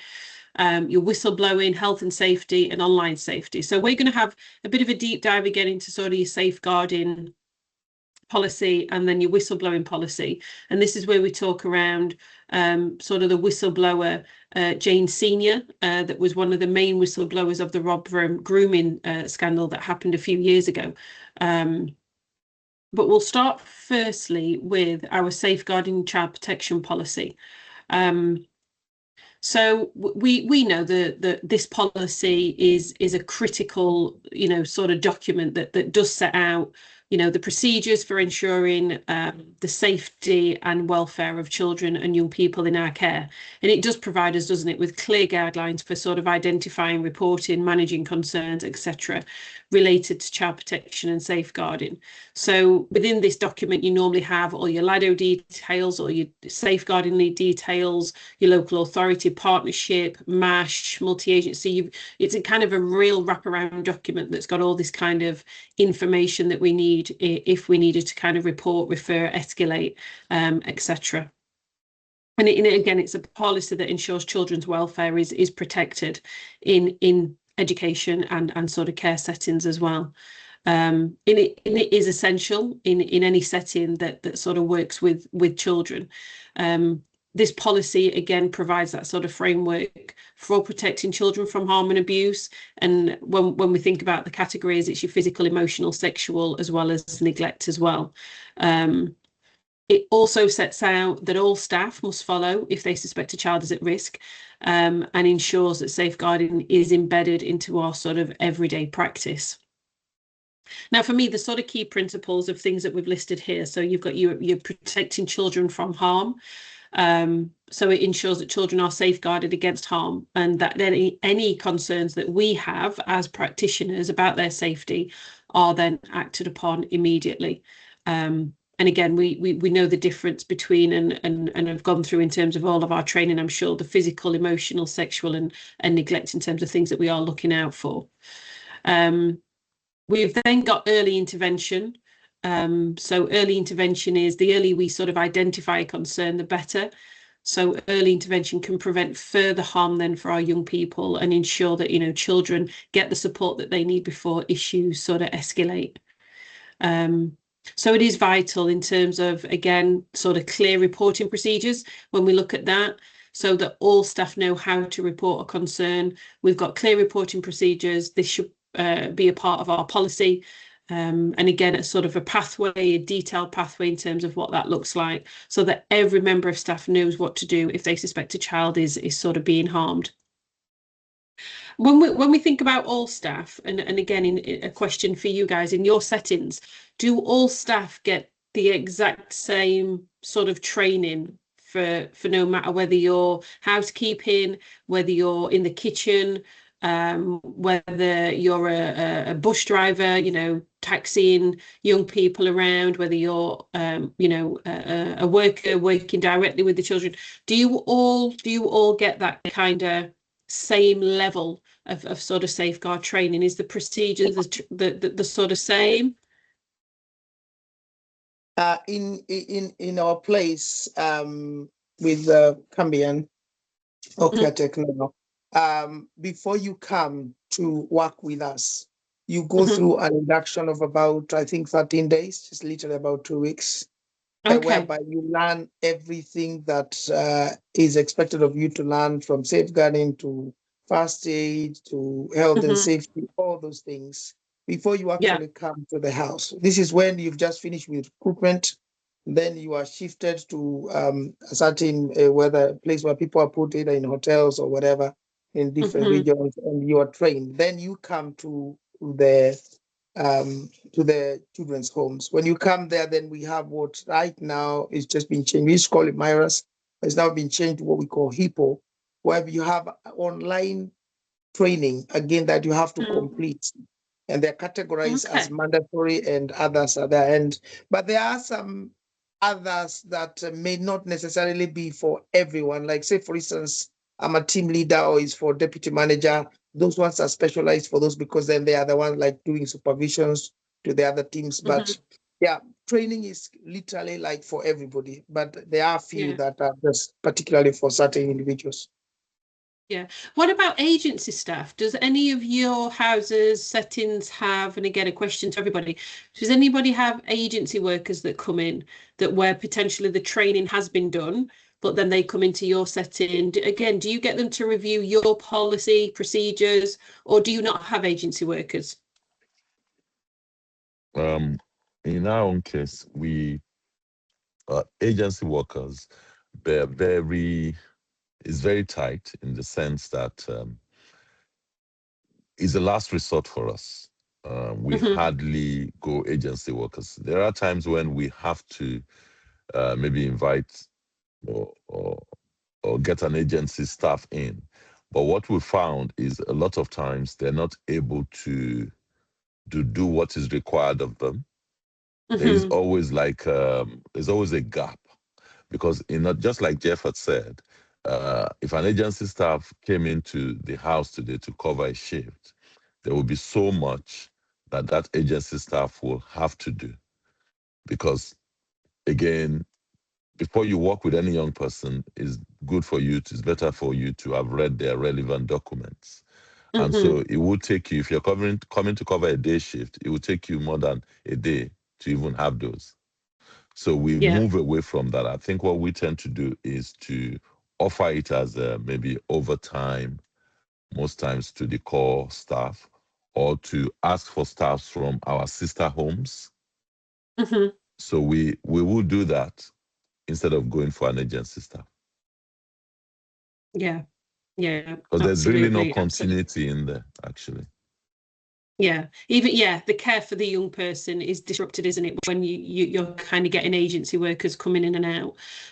Joe and Alex, what about your settings? How do you have agency workers, and do you know the sort of process for how then they're inducted in terms of your safeguarding policy and how your sort of pathways work? I'll come to Joe first, and then I'll come back over to Alex. So like what Jeff said, so actually Cambian group, so which is part of the company we work for, We Mhm. we haven't got any agencies coming to give a hand on for us. So, and also, if you're a new staff member, you go through the induction, just like what Jeff said. That's like 2 weeks. The training, you Mhm. go, all the procedures. As as soon as you have done the training, then you'll be brought on board to start doing the shadowing. I think Yeah. for my case, I did like 3 days shadowing just after Mhm. the training, and after the shadowing, you're good to go. You place on shifts and now working. So Yeah. we haven't dealt with any agency. But it's funny those because one of the houses that I had to go to just cover a shift. Apparently, I'd find out the campaign also had to engage with other agency. There was a agency that was actually working with them. But I would know more information because I'm not apparently at that home. But at Yeah. our home, we don't have any agency that we work along with here. Okay. Okay. Fantastic. And Alex, what about yourself? So a bit like everyone said, we've not been using agency, but at the moment we're in a position where that is something we're having to look at. Okay. But it's going to be agency staff that are on a like rota, so that they're coming in regularly at set times as opposed to like an ad hoc basis. Mhm. And they would all get training with the DSL before they start working with the young people. Right. So they'll sort of come with their own training, but until they can work with the young person, they will sort of sit with your DSL and have sort of in-house training as well. Yes. Yeah, absolutely.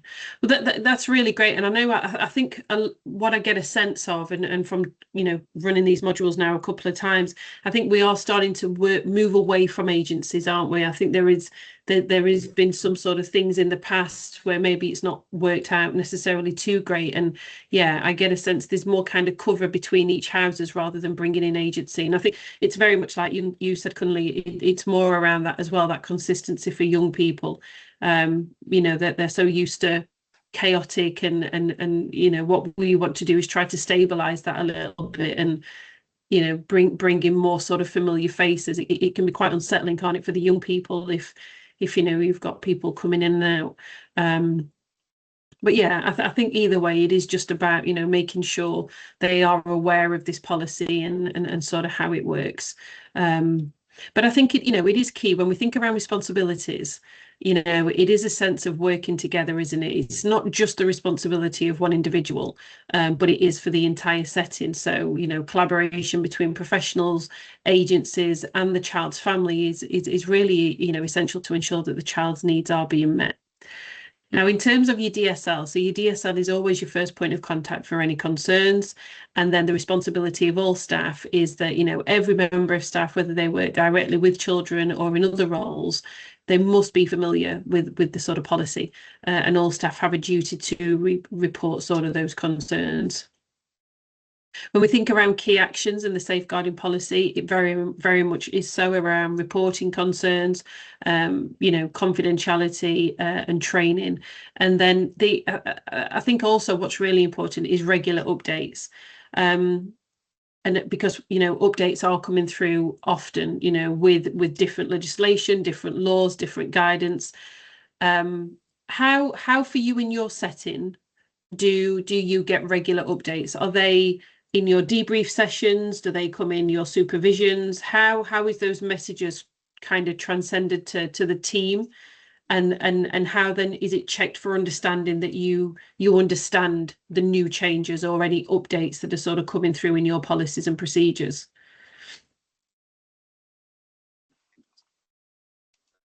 In our own case, we do what we call when those policies are being, maybe there's a change, we do what we call read and sign. Okay. So yeah, so there's a way where we'll ensure that all the staffs we provide the policies, and then we'll ensure that you've read it. And then after you've read it, it says it's in there that you sign it and date it as well to say you've read it. So Mhm. if you are the kind of staff that just signs everything, and then you then make a mistake, they're going to point you back to that you have signed, that you read it. So Yeah. once you've read it, or once you've signed it, it is assumed that you're on board with the policy. Mhm. So that's what we do at Cambian. I don't know, maybe Jeff has something different, but that's No, what we it's do the anyway. same thing. It's the same thing, literally, and or probably sometimes the managers need to make it easier for staff. Otherwise, sometimes some of these policies or guidelines are just too so long and huge. So what do the updates are done in red, so that everything Mhm. else is in black and the updates are in red. So you literally just go to the red part The and you updates. just the updates. You read that and then you send, because prior to that, before you work there, you must read all the policies and all that. So you'll have been familiar with the document anyway. So all you need is just the update. And like Kunle said, Yeah. just sign to ascertain that you're on board with it. Yeah, yeah, absolutely, absolutely. And yourself, it is a similar process where you are, Alex, in terms of, feeding through any new updates to the policies or Yeah, we get weekly safeguarding emails from the DSL. So if there's anything new, then she sends that out. And most of our training is linked with the updates on keeping children safe in education. So we have like annual training around that, and then we do a read and sign of the new document. Okay, fantastic. And again for you, Joe, is that sort of a similar process? Yeah, it is a similar process. Yeah.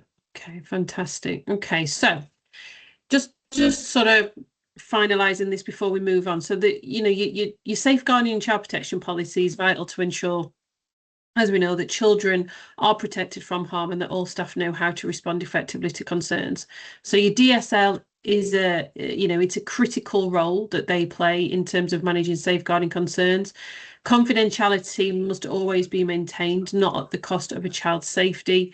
And staff training equally, we must be ensuring that all staff can identify and act upon concerns promptly and appropriately. So yeah, really sort of understanding what that document is and how crucial it is for you within your settings. Looking now at the whistleblowing policy. So the whistleblowing is the act of reporting wrongdoing within an organisation. So it's vital that any organisation provides a clear supportive process for employees to raise concerns. The whistleblowing policy is designed to protect employees who identify and report any unethical, illegal, or sort of unsafe practices. Now, the purpose of this policy is also to ensure that concerns are heard, investigated, and acted upon without causing harm to the individual reporting them. So your key principles really of your whistleblowing are protection from retaliation. So it is crucial that individuals feel safe to report concerns without fear of retaliation, victimisation, or discrimination. Your policy ensures whistleblowers are protected. So if a whistleblower does face retaliation, such as harassment, dismissal, or other negative consequences, the organisation may be legally liable. Confidentiality, so the identity of the whistleblower should be protected at all times. So it's important that individuals feel secure, knowing their identity will only be disclosed when necessary and with their consent. Responsibility to report. Oh, sorry, Jeff. Sorry, Sarah. In reality, does that really work? It's good to be honest.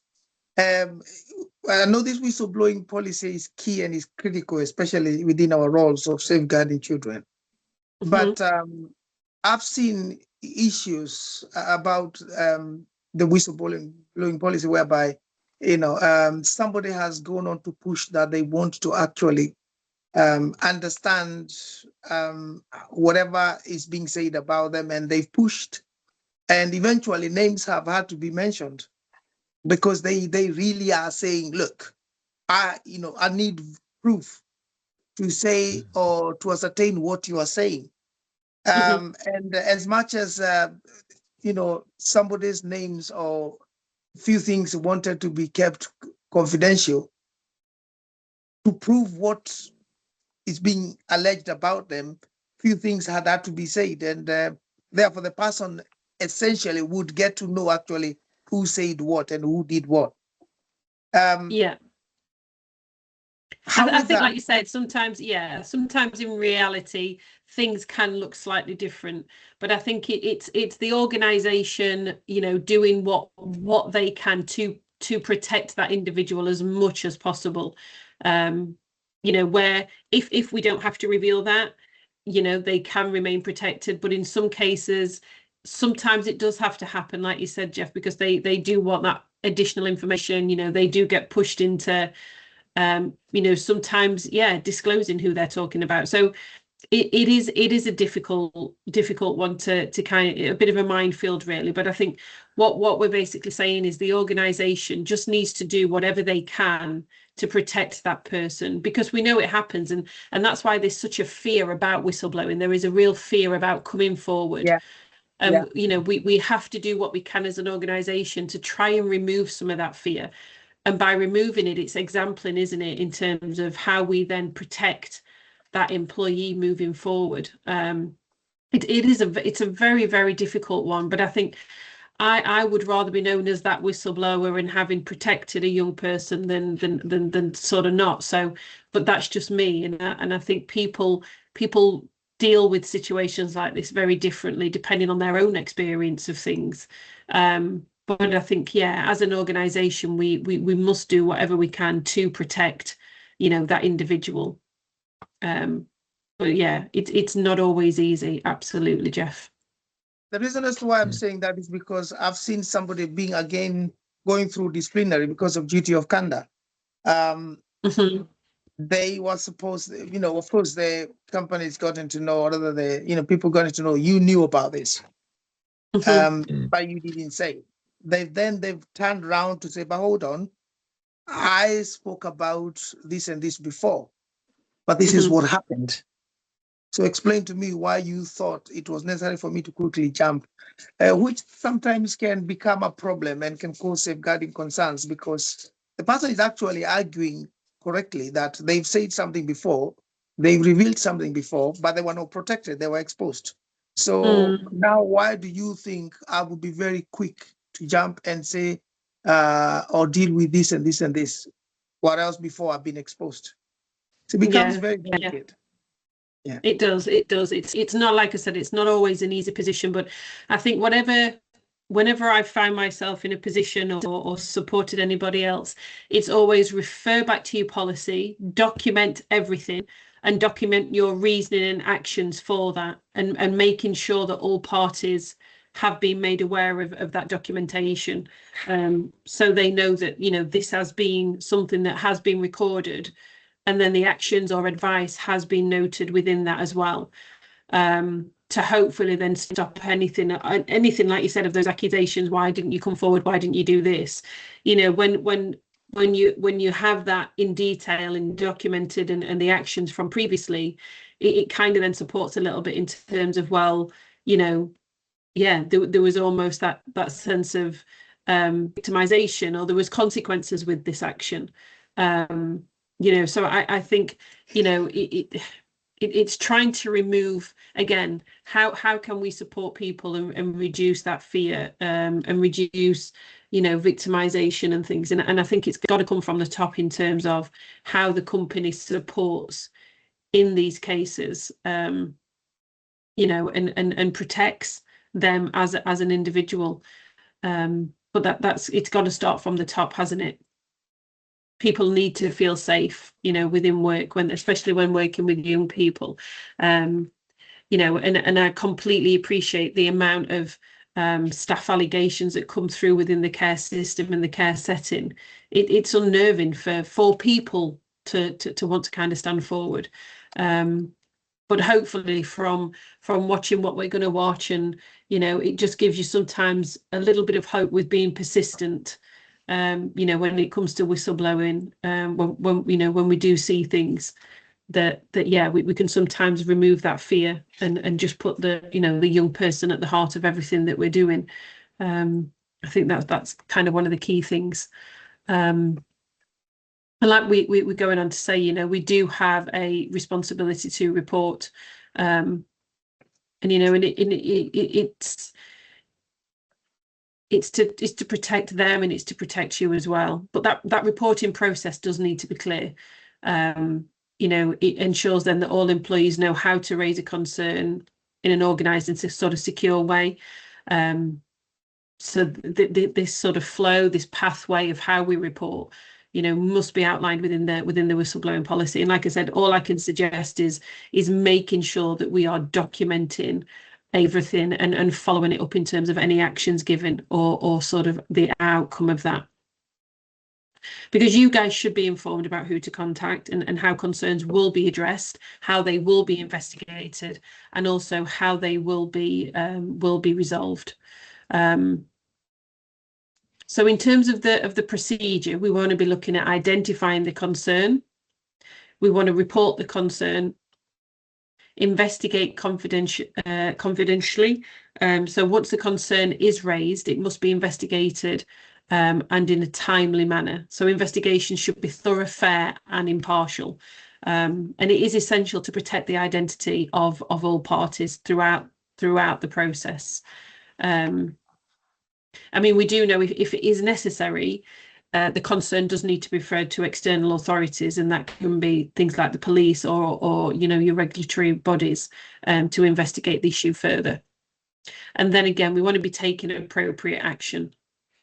So once the investigation is complete, action then should be taken. So if the concern is substantiated, appropriate steps then should be taken to resolve the issue and prevent further occurrences. And this might include disciplinary action, changes in procedures, or legal action. Even if the concern is not substantiated, it's important that the reporting process does not discourage others, again, from sort of speaking up in the future. And that's kind of what we're saying, isn't it? We need to be advocating and showcasing, the right way of procedure in dealing with whistleblowing. Your policy needs to be effective, because we want to make, encourage that kind of positive whistleblowing culture. It must be embedded in the organisation's culture, so staff must know that they can speak up without fear of retaliation and that their concerns are taken seriously. For me, it's about creating a culture that encourages sort of transparency, honesty, and accountability, and with that, it does lead to kind of safer, more of an ethical work sort of environment, that we are in.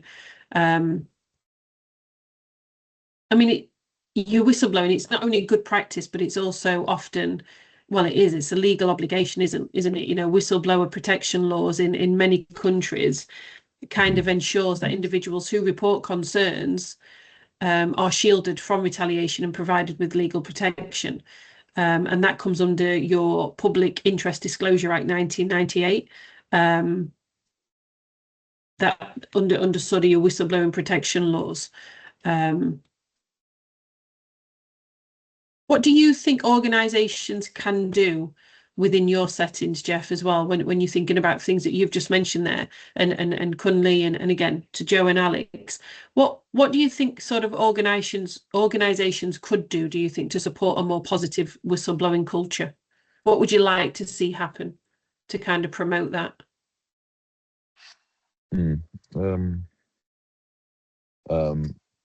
fact, with this topic, whistleblowing, as how do I put it? Because again, at work, we form relationships with the people you work with. People make mistakes, and sometimes because of those relationships, whistleblowing becomes really difficult. Mm-hmm. Because as much as you don't necessarily want to cover, okay, there's one that has just happened recently that I've had to sort of like do like a whistleblowing in there. And what's actually happened is the young person came to me and said, oh, so person gave me this medication. My ibuprofen is a second one, but the one that was given to me looks like paracetamol. So I've been given the wrong medication. And the young person, I don't know, maybe she wanted to set this staff up for whatever reason, I'm not sure. But it looks as if she kept the medication. Say it was given to her on Monday. She kept it She didn't use it and showed it to me on Tuesday when I came in. So I then said to her, how did you come about this? She said, so person gave it to me. And she also then said to me, that person who gave it to me should have ensured that I used the medication, but he didn't. So when you look at those words, it looks as if the young person had it in for the staff, but the staff again should have done that. When I had a look at the mass sheet and the record and things, how it was recorded, the medication, she was right that she was giving another young person's medication. Then there was then a cover-up in there to say that the medication was given to the right child somehow. And so when I saw that, I picked it up straight away that this is an issue. And so I mentioned it to the manager. But the manager is close to this staff. And so sort of like just, I won't say brush it aside, but wasn't taken as I expected it to. Do you understand what I mean? So I then had to send an email to buttress what I've just mentioned. So I'd expected that when I mentioned it, it will have been taken up. So when we're saying whistleblowing policy, yes, it's there, but sometimes people are scared to go all the way. And that's why I said there are relationships built at workplaces that sometimes makes it very difficult. Yeah. So now I don't know what kind of policy will be written to deal with that. But we're all human, and so we have relationships. So I don't know, maybe you understand what I'm trying to say. Yeah, absolutely. There's professional boundaries, isn't there? I think that almost seems like it can get blurred, and when we see those sort of relationships forming, those professional boundaries being blurred a little bit, it makes it harder then to think how then we do embed these kind of whistleblowing, this kind of whistleblowing culture, you know, fear of without retaliation, etc. How then do we kind of navigate that? You know, when we do kind of see this happening around us, it does again make it sort of very difficult to kind of navigate. But I think again it's going to come in terms of like your staff training. But for me, when I hear things like that, it has to come from the top. You know, those changes and things have to be coming from the top and kind of filtered down into the center, you know, or within your setting. You know, any concerns, you must feel that you have got somewhere to go, you know, with these concerns, again, without looking like, you know, within those kind of blurred lines of professionalism, really. But it is very difficult. Jeff? I think Kunle is very live because you know, this our region is, yeah, it's been tough, and definitely working with children, regardless whether it's EBD or, you know, even physically, you know, challenging, you know, behavior and all that.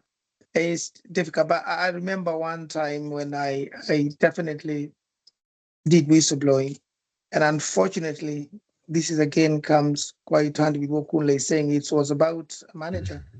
This was supposed to be my manager.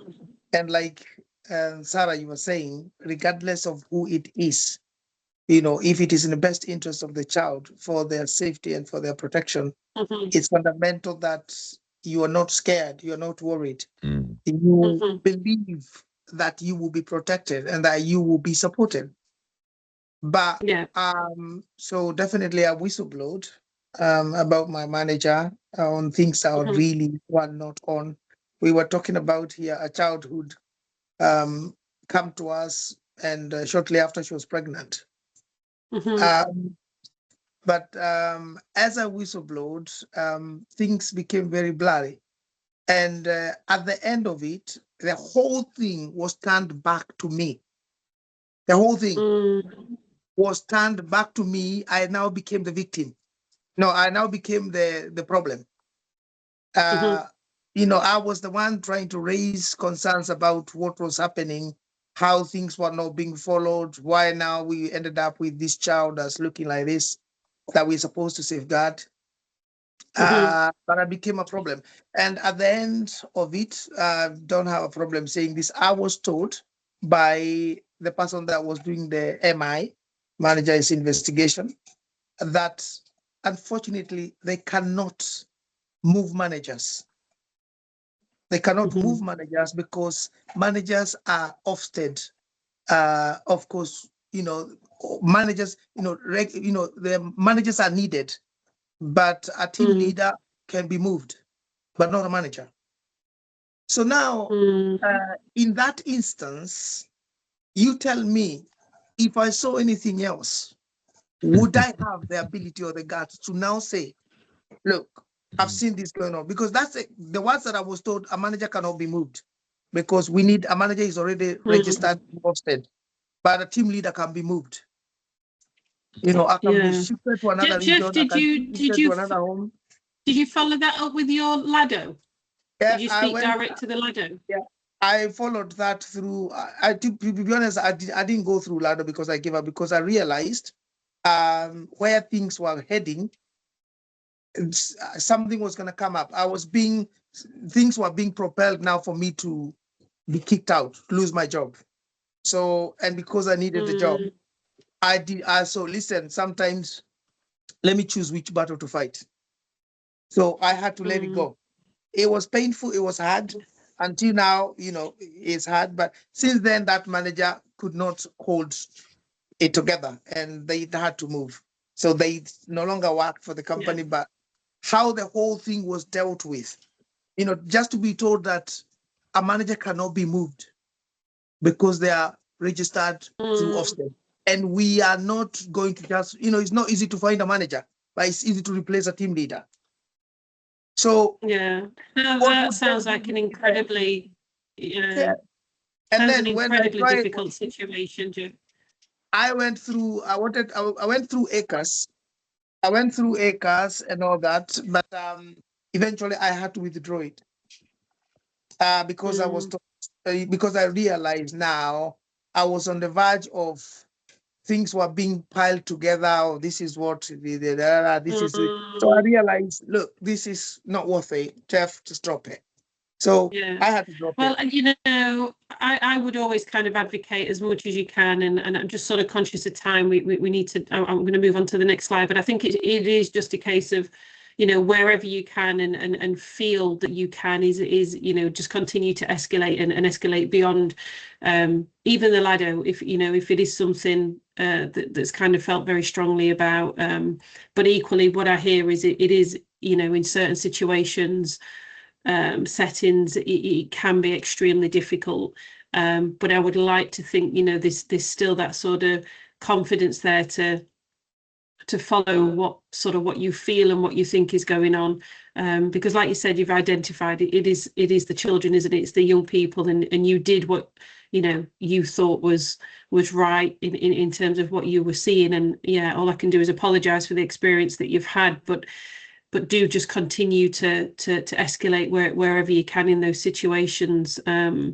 But it's true, like you said, it's there, isn't it? But the whistleblowing policy, it should be there to ensure that you, as employees and practitioners, can raise concerns about unsafe or unethical practices without that fear. So making sure that kind of policy does have clear procedures, protection of confidentiality, and sort of prompt actions that are key to an effective policy. Encouraging a positive whistleblowing policy, just kind of helps maintain kind of ethical behaviour and accountability within any organisation. We'd sort of like to think. We are going to watch a video now, and then what we'll do is we will go for a break, because I'm just conscious of time. I think with the technical difficulties, we have run over a little bit in terms of our break. In fact, we'll break now before watching the video. I'm gonna tell us to break now, and then we'll come back to watch the video. So if we all come back here at 11:30, so we've got a nice 15-minute break. I will see you back here shortly, guys, and apologies for this morning and the technical difficulties. So see you at 12:30.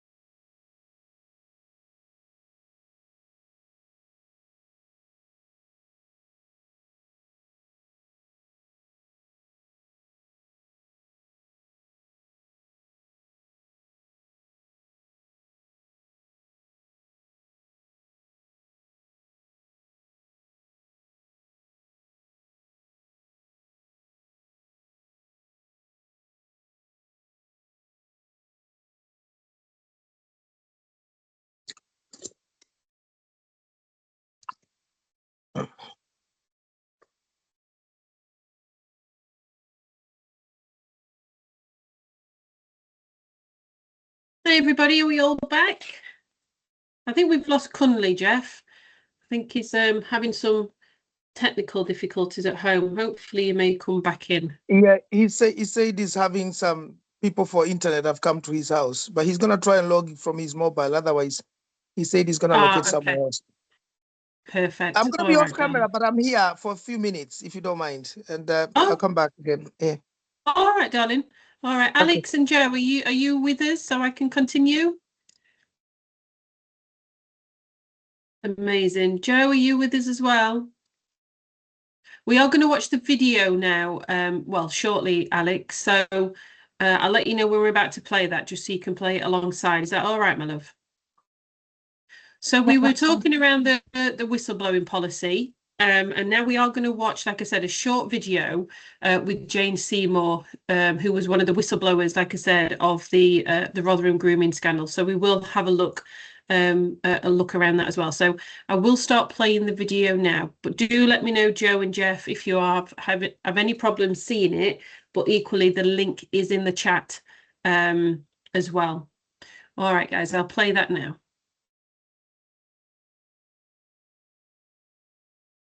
I'm good.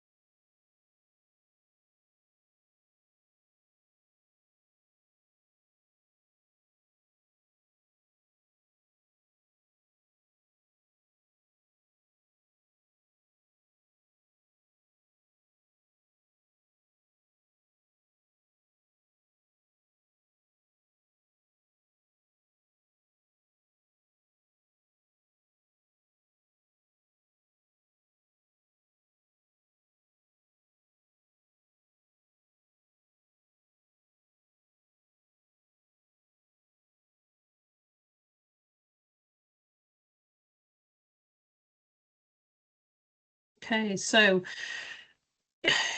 you know, sort of as we've kind of established in the previous slide, you know, whistleblowing is critical for sort of exposing unsafe practices and abuse, especially when institutions do fail to act. So protecting whistleblowers is essential, really, to ensure, you know, that individuals can report concerns without fear of retaliation. And the Rotherham scandal is a reminder of just sort of the power of what one that you know the power, sorry, of one person, you know, to make a difference in tackling you know, sort of widespread abuse.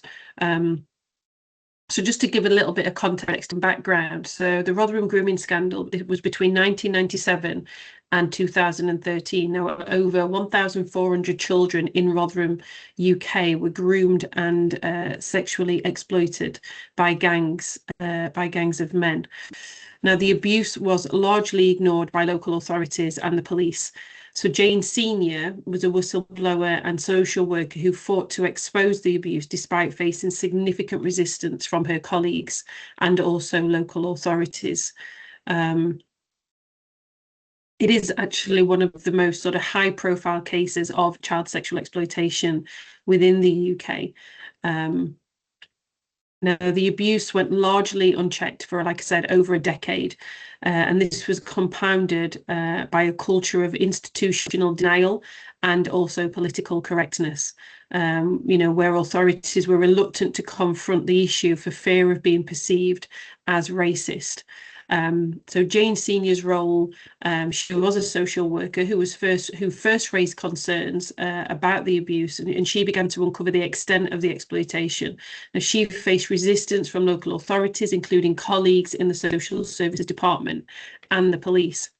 So she did encounter that sort of institutional resistance that was spoken about, with many of her colleagues dismissing her concerns. Now, her warnings were ignored or suppressed, and she was subjected to significant professional and personal sort of challenges. But despite this, Senior continued to advocate for those children and relentlessly pursued action, including speaking to the police and higher authorities about the issue. Her courage as a whistleblower helped bring the issue to light. So the kind of impact of whistleblowing in the Rotherham scandal was that Jane Senior's whistleblowing ultimately led to a public inquiry into the events in Rotherham. Now, the inquiry revealed a catalogue of failures by local authorities, including the police and the council, who had repeatedly failed to act on the information that they had. The public inquiry led to significant reforms in the way authorities handle child sexual exploitation cases and increased awareness of the role of whistleblowers in exposing wrongdoing. So an example of this, following the inquiry, the Home Office and other bodies then implemented new safeguarding protocols to prevent the occurrence of similar cases in the future. So why is whistleblowing important? You know, in this case of sort of the Rotherham abuse scandal, grooming scandal, it shows us that without whistleblowers, institutional failures will persist and can persist for years, leaving vulnerable individuals at risk. Jane Senior's persistence in raising awareness about the scale of the abuse led to systemic changes. It's about whistleblowers providing that essential role in holding organisations accountable and ensuring that systems designed to protect children and vulnerable adults are actually working as they should.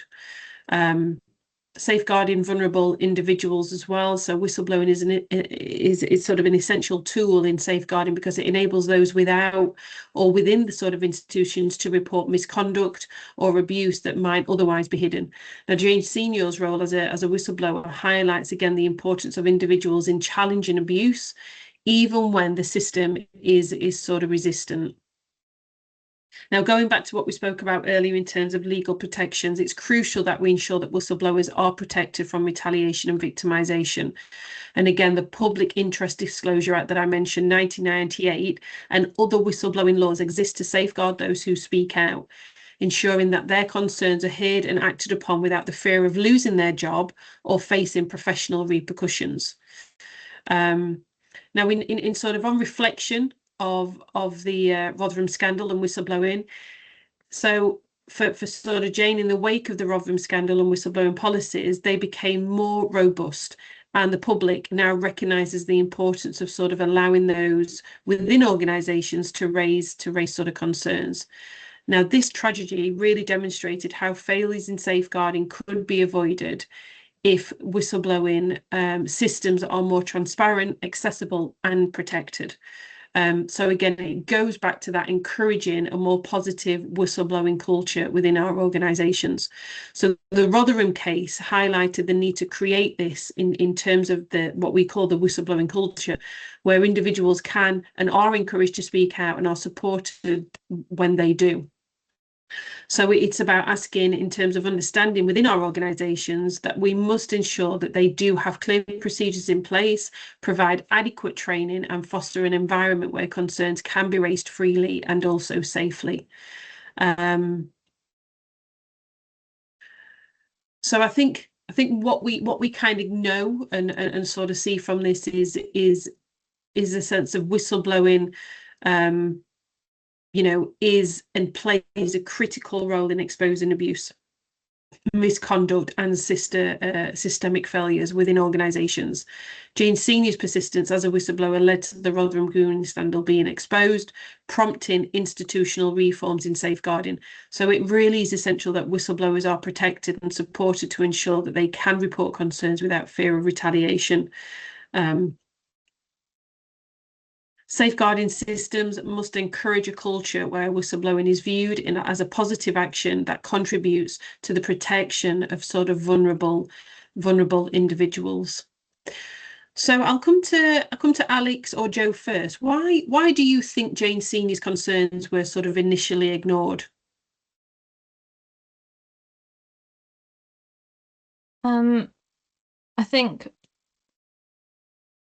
potentially just because it's easier to not believe something than it is to, like, on the scale that she's suggesting something is happening, like it feels unbelievable.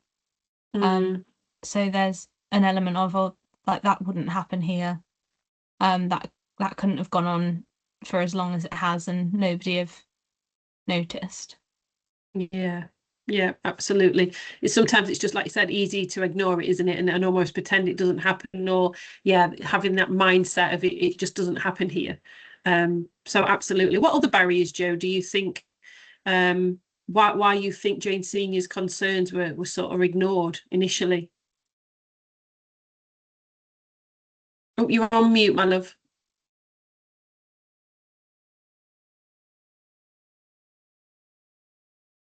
Oh, sorry, sir. Can you hear me now? Yeah, I can, darling. I feel like just seeing at the situation why like most of us whistleblowing we're being ignored. I feel like one of the reasons is like fear of being labeled uh, as a perpetrator in the society, where you want to expose, maybe you want to expose certain ethics of a background and professional fear being accused,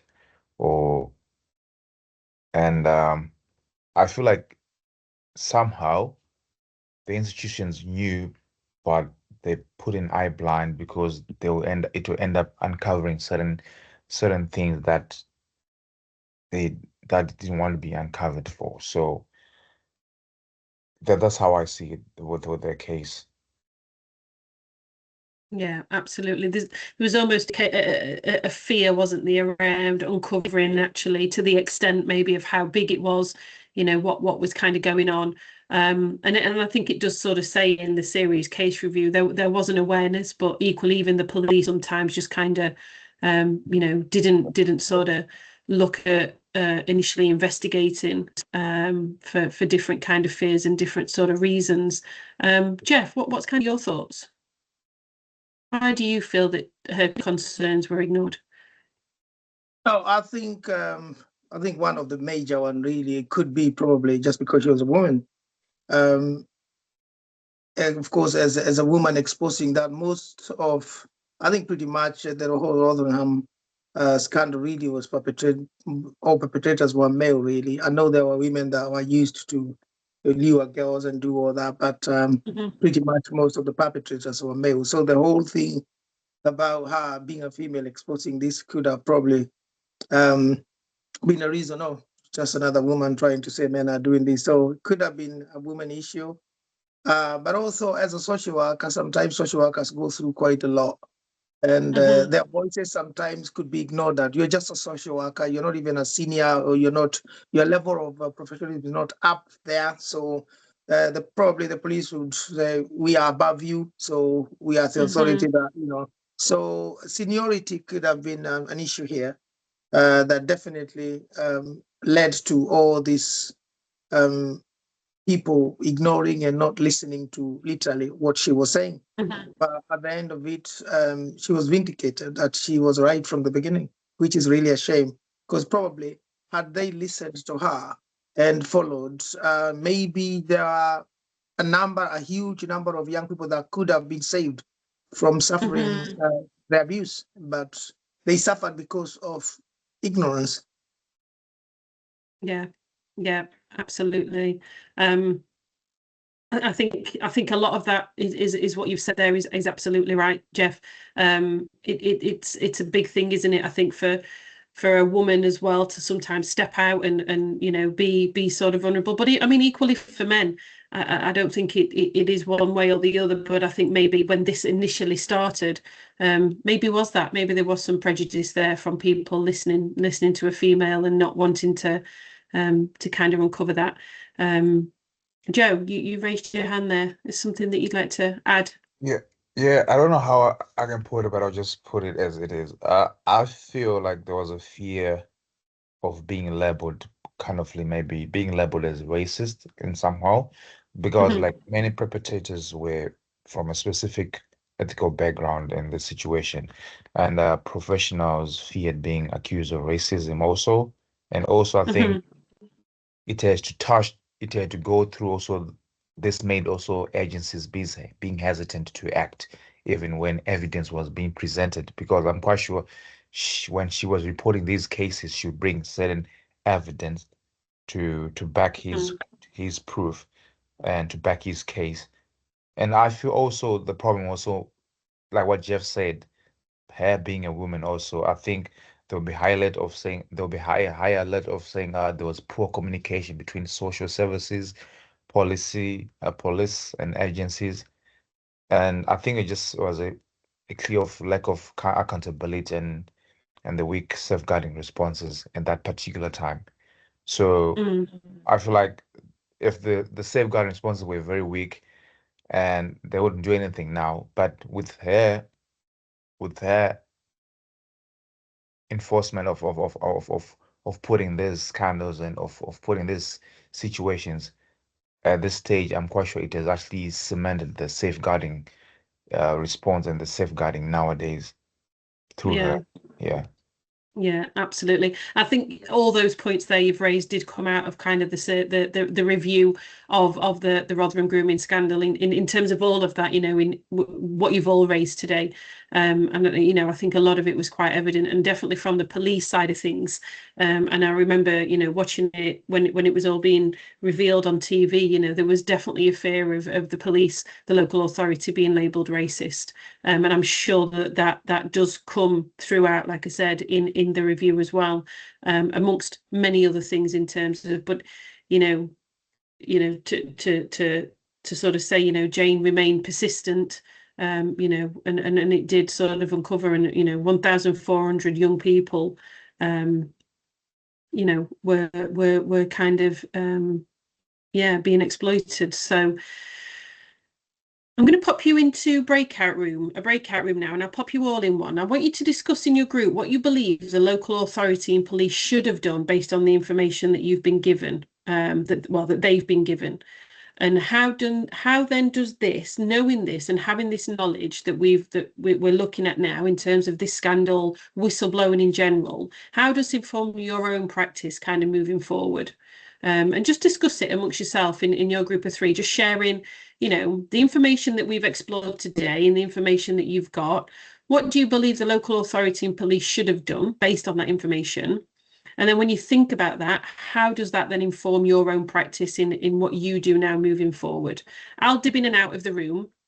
We'll spend a good sort of 10 minutes or so you each have an opportunity to share your thoughts and how it informs your own practice, and then we'll come back in and kind of share that. So I'm going to open the room now and pop you all in it, and I'll dip in shortly. You might want to take a picture of this just so you remember what's being asked of you, but if not, I will pop the question in the room as well. So I'll see you back here shortly.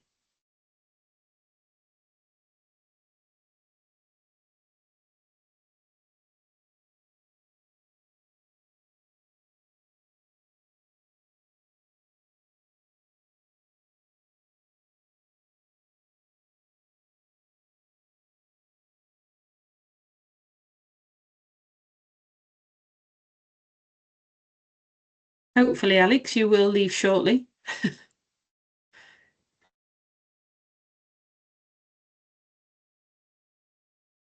Alex, can you hear me? Yeah, I can. It won't, whenever I click the join room bit, it just does a binging noise at me and doesn't do anything. Oh, bear with me 1 second.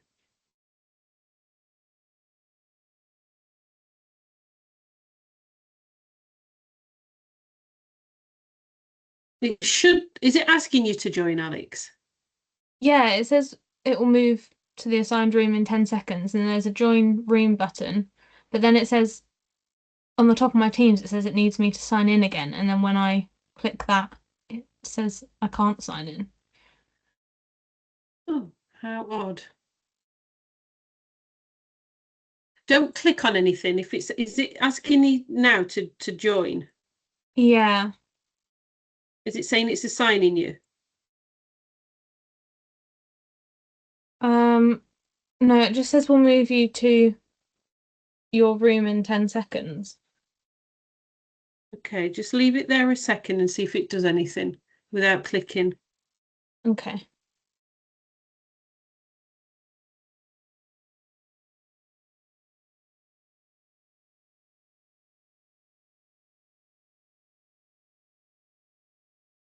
It's odd that it's not sending you.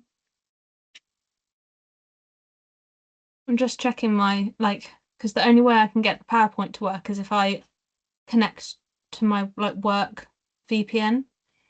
So Okay. I'm just checking whether that's still connected, because if the Teams is on that, it might not be working.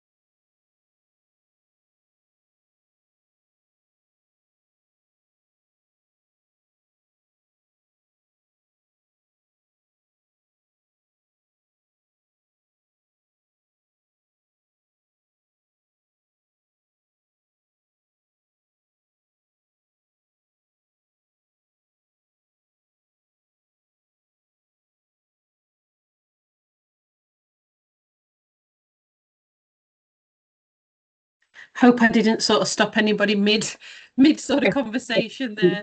You Always normally happens when you're pulling people back, you're like you're halfway through a Yeah. conversation. So collectively, what did we kind of come to in terms of, what do we think the local authority and police should have done based on the information that we have today? And obviously that's only a very small snippet of sort of information, but yeah, what do we think they should have been doing? Who wants to go first? Who's the speaker for the room? I think on the points that I was writing for the group, we agreed that, of course, the local authority and the police should have acted faster and take concerns seriously, which they didn't. They didn't listen. Their listening ability or skills were not very good. They should have listened better. We also believe the police should have taken, matters seriously when these were reported to them, because this is the first place where we report things when we have concerns, but they didn't seem to take them serious. We agreed that the multi-agency collaboration was very poor between the police, the social services, and other professionals, because what happened there should not have happened if multi-agency was working, because people should have lent each other a year, and just, even if people were very dismissive, but at least there's few people that would have said, look, I'm ready to listen to what this person is saying. We believe also discrimination, the whole issue about being called this, you are being racist, you're doing that, was evident. And that's why people, or other different people, are worried about being labeled as and all that. Yeah, that's what we came up with about what the police and the local authority should have done. Yeah. Alex, Joe, do you have anything to add to that? What may have been discussed that Jeff's not captured there? Is there anything else?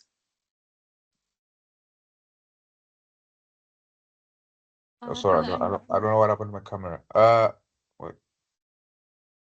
Yeah, can you see? Yeah, perfect.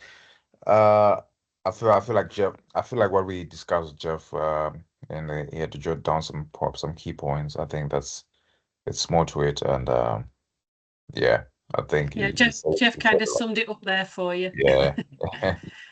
Okay, Alex, what about for you then? How do you feel exploring this, what we've done today, and having that opportunity to discuss that in your group? How then do you feel that informs your own practice moving forward? What does it kind of tell you? How does it inform you? I think it emphasised the idea of how important it is to make sure that you're recording concerns accurately and following up on sort of where they've progressed to and the actions that have been taken, and not just sort of letting things go because that's an easier option, and following things through if you like really believe in it, and always sort of having the mindset of like, this could happen here, or like where you work, supporting that. Yeah, absolutely. And for yourself, Joe, what about you? How does it sort of again inform you in your practice, in your setting? Yeah, oh well, like I was saying in my group, the first thing is I will definitely I will challenge poor practice and speak up if others are not acting up when these cases arises, because mind you, we have to remind ourselves that we are the voice for those young people and those children, so we have to speak up for them if there's anything, if anything doesn't seem good or right. And also, secondly, I will not ignore any signs of abuse, even if it feels uncomfortable, in any situation. And I will treat all individuals equally and not let personal bias affect our judgment. Like when we spoke of saying if there's any, like, in this workplace we work, we create relations and we become like a family. And there's certain, we even though we are work colleagues, but we when we create this as a family and relation, it barricades us to, if someone does something bad, you avoid quickly do a whistleblowing at some extent. But I feel like it's not supposed to be. It has to be professional. Whether we have created a mutual relation as a work colleague, if your colleague has done something inappropriate, which is not good, you just have to treat them individually equally and report. And also, I will follow what you call this, the policies like the Reg 40, sorry, Reg 40, you know, and all those safeguarding procedures and whistleblowing all the time. So yeah, that's what I would do. Absolutely, absolutely. In yourself, Jeff, again, and obviously you shared your experience earlier as well, but in terms of, yeah, looking at this, how again do you feel that informs your practice? Oh, sorry, my camera's not on. Yeah, it's literally to just take everything serious, like what my colleagues have just said, and just act fast. There's no need to delay sometimes. It's better to report something, let it be investigated, and found that unfortunately it didn't happen, rather than not report, and then something goes, wrong. So, giving people active listening skills is fundamental. It's a skill that we ought to learn as professionals, because it doesn't cost you anything to just let somebody your ears and just listen. You would rather find out that, okay, whatever they said for 30 minutes really was not what they thought it was, but it's something else, or they misjudged something, rather than not listen and then something actually happens and goes wrong, because then I wish I listened becomes the real deal. So I think it's key we act fast and quick and respond effectively. Yeah, absolutely, absolutely. Thank you for that. Okay, so we've kind of gone through and done a real sort of deep diving, I think, to whistleblowing and what it really looks like and what it means to us in sort of practice, and how again, by doing that and just exploring that and going into it in a little bit more depth, we can start to see how it does shape our practice. We start thinking about things a little bit more and just have that deeper understanding, and as well, I think, to know what what protection we do have out there, the laws that do protect us for sort of whistleblowing is really crucial as well in our role. So we do feel confident to be able to sort of go out and whistleblow if and as and when we need to. And I think it's always good sometimes just to we know the policies are there, we know they exist, but actually what informs them, what protection there is out there, it really just helps us again to develop and be more confident sort of within our roles. So I really appreciate what you've been able to share and that sort of exploration around whistleblowing, because I know it's not always an easy one with potentially experiences that we've had in the past. Are there any questions at this point before we move on to looking at just some frameworks and legislation continued? No? Okay. So in terms of frameworks and legislation, we're going to have, again, a bit of a deep dive into the Special Educational Needs and Disability Code of Practice. We're going to look at the Equality Act, safeguarding vulnerable groups, and then we're going to go into a little bit around our safer recruitment, and again, bringing up the B-Shard inquiry report as well, and in its outcomes around that. So in terms of our Special Educational Needs and Disability Code of Practice, so our SEND code. So the SEND Code of Practice provides sort of the legal framework for supporting children and young people with special educational needs and disabilities in England. Again, another crucial document that we all work to as professionals for working with children and young people with SEND. So this code guides us, how support is provided and ensures that children's rights to appropriate support, again, are upheld. So the SEND code applies to children and young people aged between 0 to 25, covering their education, health and social care needs. Now, one of the real sort of key principles with this code of practice is a person-centred approach. It is one of the most, I think, important principles that supports for children with SEND in terms of this, because it should always be child-centred. And we know this, don't we, with working in safeguarding, everything is child-focused, child-centred. So this means sort of considering the individual's needs, views and aspirations of the child or young person in all our decisions. So when we think about creating plans or offering support, practitioners, we should always be working with the child, with the family and other professionals to ensure that the child's voice is central. And again, then that goes back to what we discussed earlier on as well. So again, another key principle would be early identification and support. So the earlier a child's SEND is identified, the better the long-term outcomes. So early identification does help to ensure that appropriate support is provided before a child's difficulty becomes entrenched. So the SEND code encourages early assessment, diagnosis and intervention to support children and families as early as possible, aiming to prevent further challenges. Another principle that I'd like to pick out is collaboration across services. So SEND support doesn't just fall under the responsibility of the education sector or for yourself within your organisations. The SEND code requires collaboration across education, health and social care services. So this helps to ensure a more of a holistic approach to the child's needs and support in coordinated, and that support is then sort of coordinated effectively.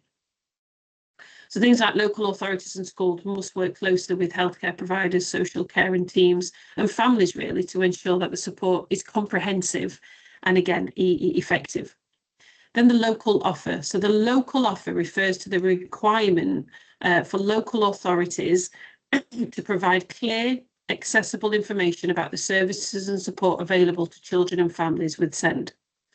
So the local authority with this then helps families understand what services are available, how to access them, and also sort of what support they can expect at every stage of the process.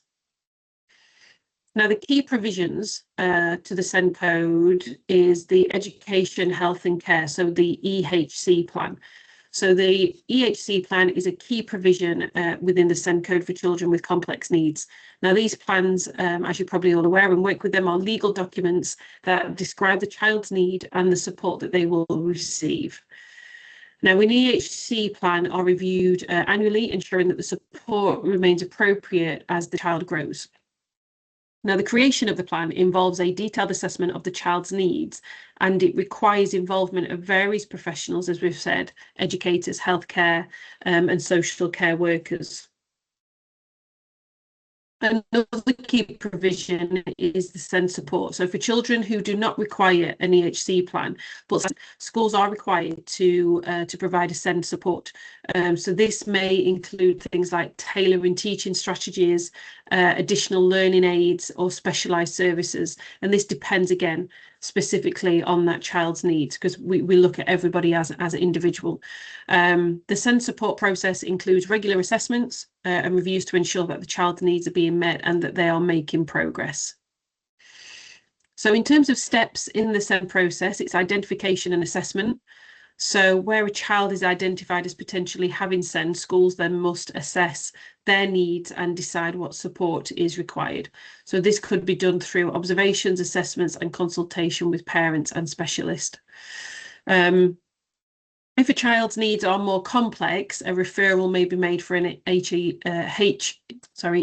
assessment, leading to then the creation of an EHC plan.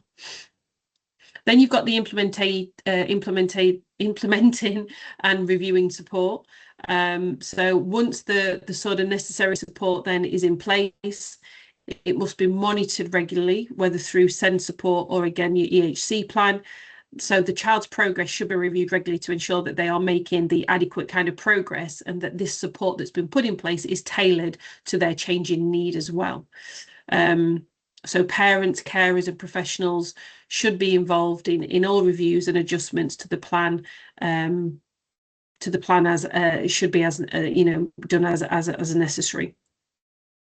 So in terms of roles and responsibilities, when it comes to this code of practice, you've got your local authority. They are responsible for ensuring the local offer is available and accessible. Now, they also oversee the assessment process for the EHC plan and ensure services are delivered as required, that the services are being delivered. Then you've got your school and sort of education providers. So again, for some of you, it will be you'll be responsible for identifying SEND and providing appropriate support.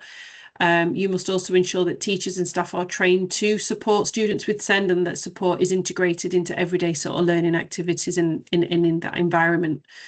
Then again, this will come under your remit, your kind of health and care providers. So healthcare and social care professionals play, well, you sort of play a key role in the assessment and provision of services for children with SEND, so this includes providing therapeutic services or mental health support sort of where needed. I think for me, one of the biggest sort of key takeaways from this is it provides the SEND Code of Practice provides a sort of clear guidance on supporting children and young people with special educational needs and disabilities. And it's about that early identification, isn't it? That person-centered support and multi-agency collaboration, which are really key to the success and the implementation of that SEND support for that young person. So things like your EHC plans are real sort of vital for children with more complex needs, ensuring that they do receive personalised, sort of legally binding support. Do you all you guys kind of work with EHC plans within your organisations and settings? Do you have sight of them? Do you play an integral role in sort of what goes into them plans? Yeah, at our place we do, because fortunately we are the one that are with the child, so we know the child really best than the social workers actually, because their job is just to place them around, and they visit every often. But the child lives with us, so the EHCP plan is part and parcel of documents that we work with, of course, together with school, with virtual school, with the social workers. Also the parents are critical, and any other individual, depending on whether probably the child's got needs, whether the needs are severe or moderate. So professionals that needs to be there would be incorporated. So yeah. Absolutely. Alex, what about yourself? Are you quite an integral part of developing these plans? Yeah, I mean, everyone comes to us with an EHCP, but we then update that throughout the time that they're with us. And quite often, in order to get to our school, they will have had like very in-depth EHCPs written, and sometimes then by the time they get to us, that is far more support than they're needing. So it's then sort of making that reflective of what they actually need. Yeah. Oh, wow. Okay, that's interesting. And Joe, what about yourself? It's what Jeff said is since we're just the same company, we just corroborate the same stand that we do. So yeah, we get involved more into it. We provide all this EHC plans, and it's just that ours is constantly updation. Probably we can do it like within a month. We can do like 4 times. So yeah, that's what we do. Yeah. Amazing, great stuff. Okay, so moving on then to the Equality Act. So the Equality Act 2010 is a landmark piece of legislation in the UK designed to tackle discrimination and promote fairness across various sectors, including employment, education, housing, and again, sort of public services. So it consolidated multiple previous laws and dealt with discrimination such as Race Relations Act 1976, the Sex Discrimination Act 1975 and the Disability Discrimination Act 1995 into one comprehensive act, which then we have the Equality Act sort of 2010. So the key principles of this act is to protect against discrimination. So the Equality Act makes it illegal to discriminate against someone based on any of the 9 protected characteristics. Discrimination can take many forms in terms of direct, indirect, harassment, and victimization. You've got the another principle is the equality of opportunity. So the act with this ensures that sort of everyone, regardless of their characteristics, has the right to equal opportunities in education, employment, and other services. It is about providing an inclusive environment where everyone can thrive. So things like providing equal access to learning resources for students with disabilities, or ensuring that people of all sexual orientations have equal opportunities for career progression. Then we'll look at sort of reasonable adjustments. So the Act places a legal duty on employers, service providers and education providers to make reasonable adjustments for individuals with disabilities to ensure that they are not at a disadvantage compared to others. An example of this could be a student with dyslexia may require extra time in exams, or a job applicant with mobility issues may need accessible sort of interview, may need an accessible interview location. So it's about, you know, changing physical environments, job duties, or communication sort of methods. Then you've got harassment and victimization. So the Act protects people from harassment or victimization based on the protected characteristics. So harassment is unwanted behavior that kind of creates an intimidating, hostile, degrading, or offensive sort of environment. Do you guys know what the 9 protected characteristics are? Are you able to kind of go through them with me? Well, it actually says it on the slide, doesn't it? It gives it away too easy. Yeah. But it's age, disability, gender reassignment, marriage and civil partnership, pregnancy and maternity, race, religion or belief, sex or sexual orientation. So I think in terms of enforcement and legal rights, the Equality Act is enforceable by law. So individuals who believe they have been discriminated against, the 9 protected characteristics, can file complaints with employment tribunals, and legal actions can be taken against employers or service providers who breach that act. So in terms of how do you guys feel the Equality Act is embedded within what you do? How do you kind of see the Equality Act in action in terms of the work that you guys do? I mean, in our place, I see it because, of course, first and foremost, we do have young people who come to our employment, are employed by Cambian. So literally, they just have to be 21. So that means they have to be at least 3 years older than a child that can leave, the placement. So they have to be 21. But we do have 21s. Sometimes we do have quite a lot of young people between the age of 21 all the way to about 25, 26. They literally they are given opportunity to start there, as because somebody has to start somewhere. But equally, we do have people that are of age in their 60s, so working. So age is not an issue. We also have people who are able differently that work within our, within the company. We do have people who, of course, identify different in reference to sexuality. We also have young people who are actually identify also differently from their, gender in birth. We support pregnancy and maternity, so that works. Of course, our company is different from people that are employed. It's from all sort of spheres. Therefore, we do see we have support families, especially like right now during Ramadan. The company does support people who do Ramadan, and therefore we do support in reference to religion and all that. Okay. Yeah. Amazing. Alex, for you, how might the Equality Act apply in your workplace?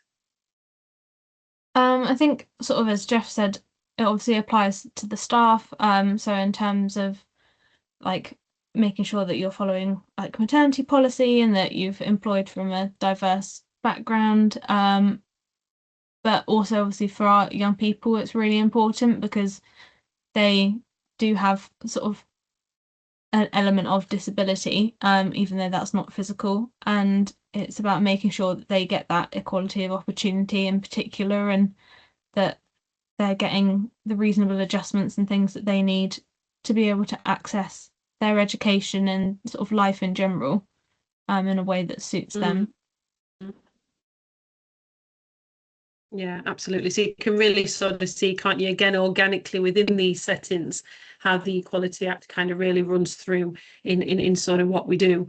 No, absolutely. And I think, you know, we know the Equality Act ensures that all individuals, regardless of their protected characteristics, are treated equally and fairly in sort of all aspects of life. That's, you know, that's what we advocate. That's what we want to see. So the Act really requires organisations to make those sort of reasonable adjustments and take, you know, sort of proactive measures to prevent any form of discrimination. Now, harassment, victimisation and discrimination are prohibited by the Act, and those affected have legal recourse as well. So, you know, it is again a very sort of protective document for all parties, and again does have that kind of legal binding to it in terms of if you did need to you know, move forward against any sort of discrimination, victimisation. Okay. So Safeguarding Vulnerable Groups Act 2006, sorry. So this was introduced to protect children and vulnerable adults from abuse by ensuring that individuals who may pose a risk are prevented from working with these groups. So it laid the foundation for the Disclosure and Barring Service, DBS, which checks the suitability of individuals to work with vulnerable groups. Now, the Act applies to all organisations or roles that involve working with children and vulnerable adults. Now, it's an important safeguard. It is an important safeguard that ensures the safety of these groups. So the key principles of this document are your barring scheme. So the core function of the Safeguarding Vulnerable Groups Act is the barring scheme, which includes the children's barred list and adults barred list. Now, these lists contain the names of individuals who are prohibited from working with vulnerable groups due to their criminal history or conduct. And with that, the aim is to prevent individuals who are being found unsuitable from gaining access to vulnerable people, thereby reducing the risk of harm. Your disclosure of criminal records. So under this Act, the DBS checks allow employers to access information about the candidate's criminal history, which helps them make informed decisions about an individual's suitability to work with children or vulnerable adults. So these checks include details about criminal convictions, cautions and warnings, as well as whether the individual is listed on the barred list.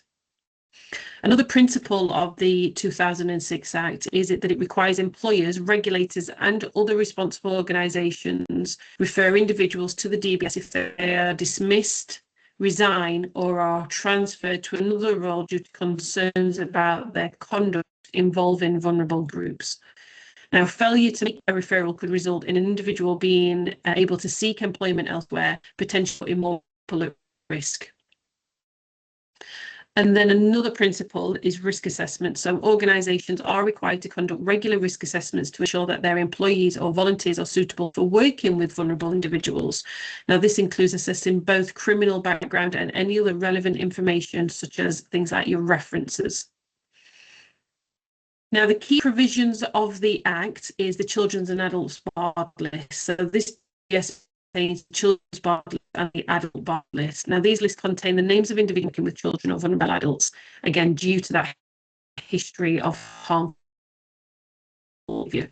So if a person is found and an employer is legally prohibited from hiring them to work in a role that involves direct contact with these vulnerable groups. Then you've got your enhanced DBS. Sarah, you're starting to freeze. I don't know what's going on. Probably where in the positions that you all work in, you've all had an enhanced. Oh, can everybody else hear me? You are starting to become very distorted sometimes. Yeah. Alex, it's sort of breaking up. Okay, is it?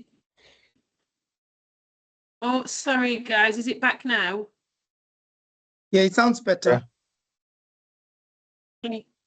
Yeah, okay, perfect. Just keep letting me know, guys, if it drops out again. So when an employer for an enhanced DBS check, when an employer is considering an individual for a position with vulnerable groups, they can request an enhanced DBS check. So this provides information about criminal convictions and includes a check against the children's and adults barred list. Now, an enhanced DBS check is an essential part of safeguarding recruitment procedures, particularly for positions where direct interaction with individuals is a key part of your role. So the role of employers and other agencies, so employers, they follow the appropriate procedure when hiring staff or volunteers to work with vulnerable groups. And again, this is sort of your DBS checks, that you are sort of not placed in situations that could cause harm. Your regulatories and local authorities, regulatory body such as your local authority are responsible for ensuring compliance with the Safeguarding Vulnerable Groups Act. So this also ensures a barred list are regularly updated and individuals who pose a risk are appropriately removed from positions of responsibility. So it is about ensuring effective sort of safeguarding. So regular training on safeguarding procedures, you know, conducting your DBS checks, making referrals.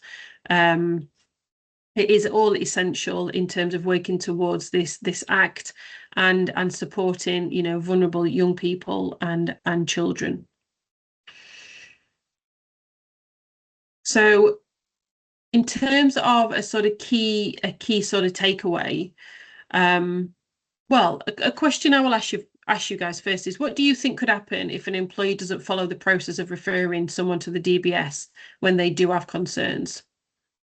What impact do you feel then that could have on an organisation and the vulnerable individuals that they're serving? Well, we could have a perpetrator within the services, so children could suffer abuse because the perpetrator is, you know, has access to children. I think organization could also be fined if they were not to follow the expected protocols to ensure that their staff are DBS enhanced checked. Yeah, absolutely. And how do you feel, what should the school do you think, to ensure that, you know, that they are compliant with the Safeguarding Vulnerable Groups Act? What can a school sort of actively be doing to making sure that they are compliant? Alex, what do you think in your organisation? What sort of steps can they be taking?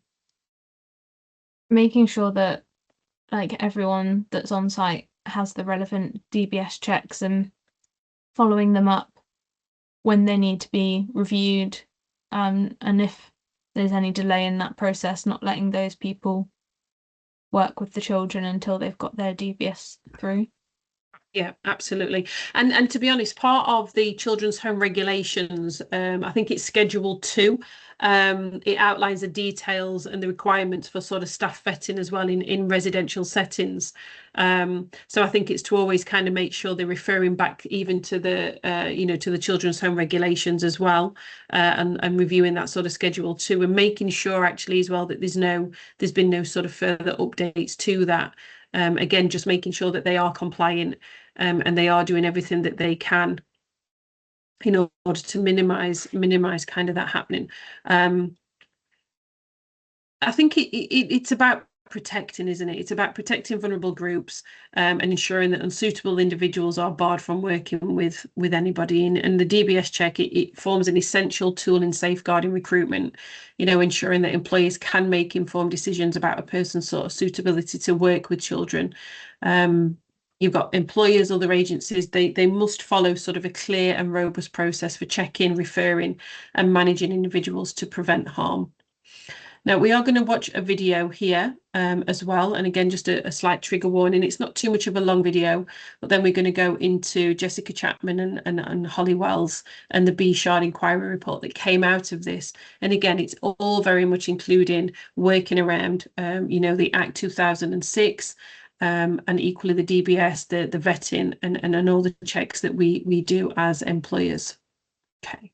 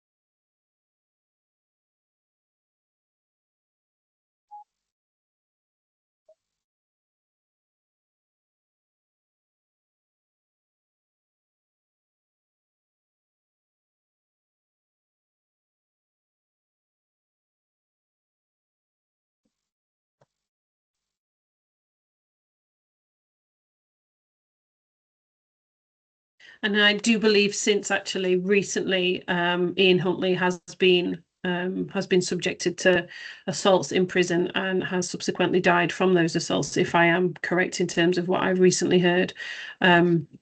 So in reference, the case of Ian Huntley and deaths of Jessica Chapman and Ali Wells, it was in 2002, these two young girls were murdered by Ian Huntley, who had been working as a caretaker at St Andrew's School.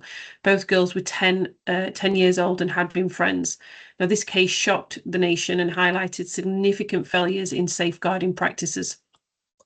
So Huntley had previous history that included allegations of sexual offences, but was hired by the school as a caretaker due to failures in recruitment and sort of vetting. Now, there was the background check. So one of the major sort of failures in this case was a lack of adequate background checks. Huntley had a criminal history that should have been flagged by the CRB. So it was a CRB before it became sort of DBS. But the necessary checks were not thoroughly conducted. So Huntley's criminal record was not fully investigated, and he was allowed to work in a position of trust with children despite previous allegations. There were sort of false references as well. So Huntley had provided false references from previous employers, and the school failed to properly investigate these. So this meant that the school was unaware of Huntley's problematic background when they actually hired him. So the failure to conduct rigorous background checks and verify information allowed Huntley then to sort of gain employment despite his suitability being sort of questionable. There was inadequate safeguarding procedures, again, from the school. So the school did not have adequate safeguarding procedures in place. There were no checks to kind of ensure that all adults in the school were suitable to work with children. And the lack of the lack of a robust system allowed sort of an individual like Huntley to gain access to vulnerable children. In terms of staff vetting, I feel sort of Huntley's case shows how weak the vetting process really was for individuals working with children at the time. The school did not sort of adequately follow the necessary protocols to ensure safety. As a result, vulnerable children were placed in danger. So how did Huntley sort of gain the job? So it was a lack of oversight. So despite his criminal history and previous allegations, Huntley was hired as a school's caretaker, and it was a poor oversight of the employment process. So the failure to request or properly assess references alongside insufficient DBS checks meant that Huntley was able to gain, sort of access to the school. Now, the aftermath and lessons learned. So following these murders, there was a widespread public outcry and calls for changes to recruitment processes. So this case led to significant reforms in safeguarding laws, especially with regard to background checks for people working with children. So again, this is where we bring in the Safeguarding Vulnerable Groups Act 2006. So this was introduced, which created then the Disclosure and Barring Service, the DBS, to ensure better vetting of individuals before they can work with children or vulnerable adults. So this act placed more responsibility on employers to conduct rigorous background checks and make safer recruitment decisions. The tragic case ultimately sort of resulted in improved legislation to protect children, ensuring that professionals working with vulnerable adults are sort of protected. Now, the impact on safeguarding policies. So again, the case of Jessica and Holly highlighted how crucial DBS checks are in safeguarding vulnerable children. And it was the first introduction of the DBS system, which allowed for more comprehensive and thorough checks, ensuring that individuals with criminal backgrounds or safeguarding concerns are barred from working with children. So following the case, schools and other organisations, and it'll be such as CareTech, Cambion, are required to adopt safer recruitment practices, so ensuring that all employees working have rigorous checks and that there are clear systems for reporting and investigating concerns. I think looking in terms of reflection and ongoing safeguarding practices, now while the system has improved, sort of since this tragic event, it is essential to continuously reflect on and review safeguarding policies. I think vigilance, due to diligence and the willingness to sort of action concerns are crucial to sort of prevent, such incidents really from occurring in the future. How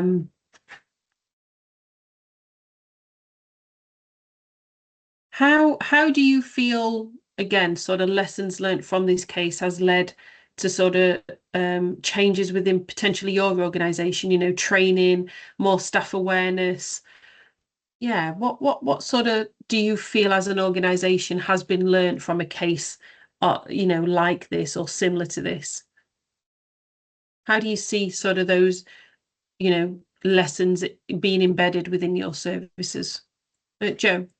Yeah, well, with this case, I've learned that first of all, first thing most is even though if you're an employee or an employer, well, no, you're an employee, if you're being enrolled for a job and you've been given a first background check, and I feel those things they have to be conducted, repetition. I'm quite sure we do it like every year. There will always be a DBS check, just to know, to be sure and safe so that Mm-hmm. if there was any incident between after you got the background check passed and probably there's something happened, all those records are kept, they're monitored. So I feel like, and also I feel like organizations, agencies, they have to be strict on that, stick on the strictness of making sure that there is an intense background check of a person being enrolled for a job,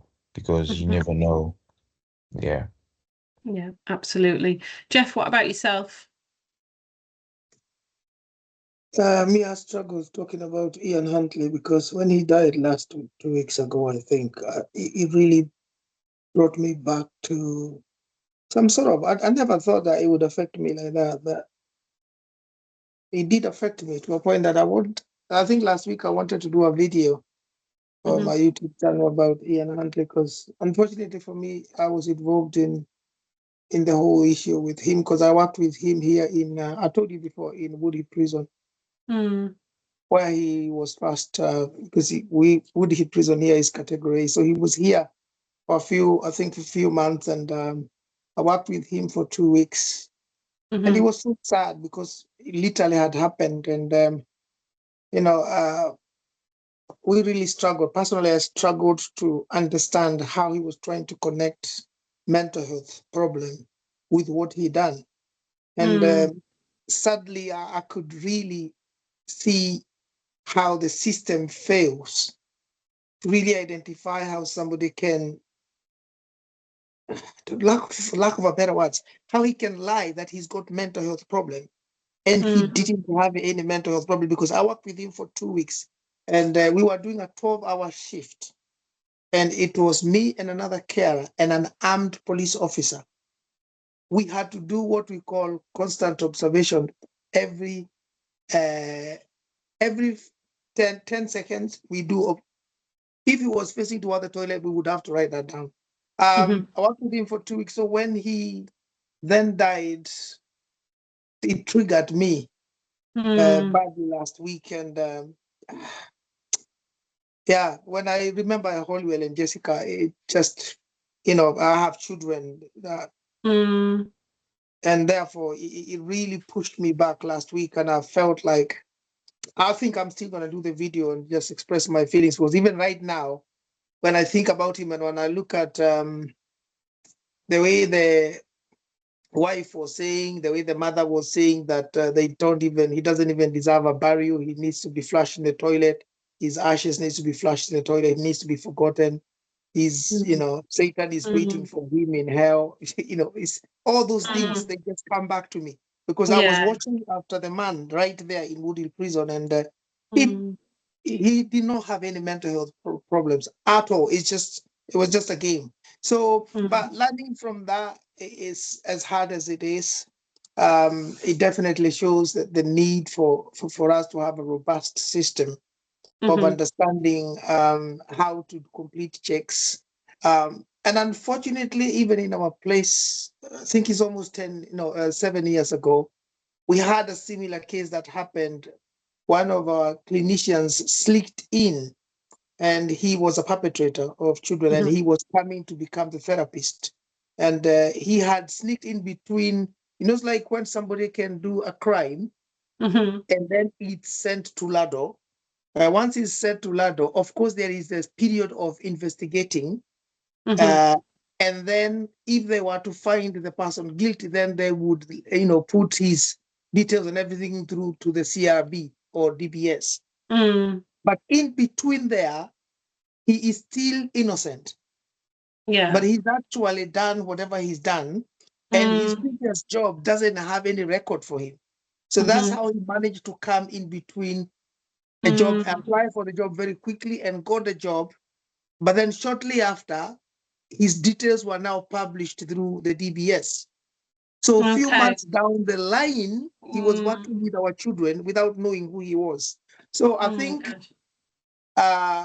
having things like the updates, the update service, the update services is critical. So that then, people can really be notified very quickly about, who or things that have happened, or probably things that people have not known, they have missed. It's critical so that then we can make sure that children are kept safe. But I'm still suffering from the Ian Huntley. I'm still suffering from the Ian Huntley thing. Well, on that, Jeff, if you want to just take 5 minutes, and sort of come back, I want you to make sure you look after yourself. That's why we do offer the sort of trigger warnings, because I know these things, what we do talk around can sometimes feel quite triggering. So I completely appreciate, Jeff, if you did want to just take 5 minutes for yourself. And then come back if you wanted to, or equally, if you don't want to continue today, I would understand. But yeah, I want to make sure you look after yourself. Sort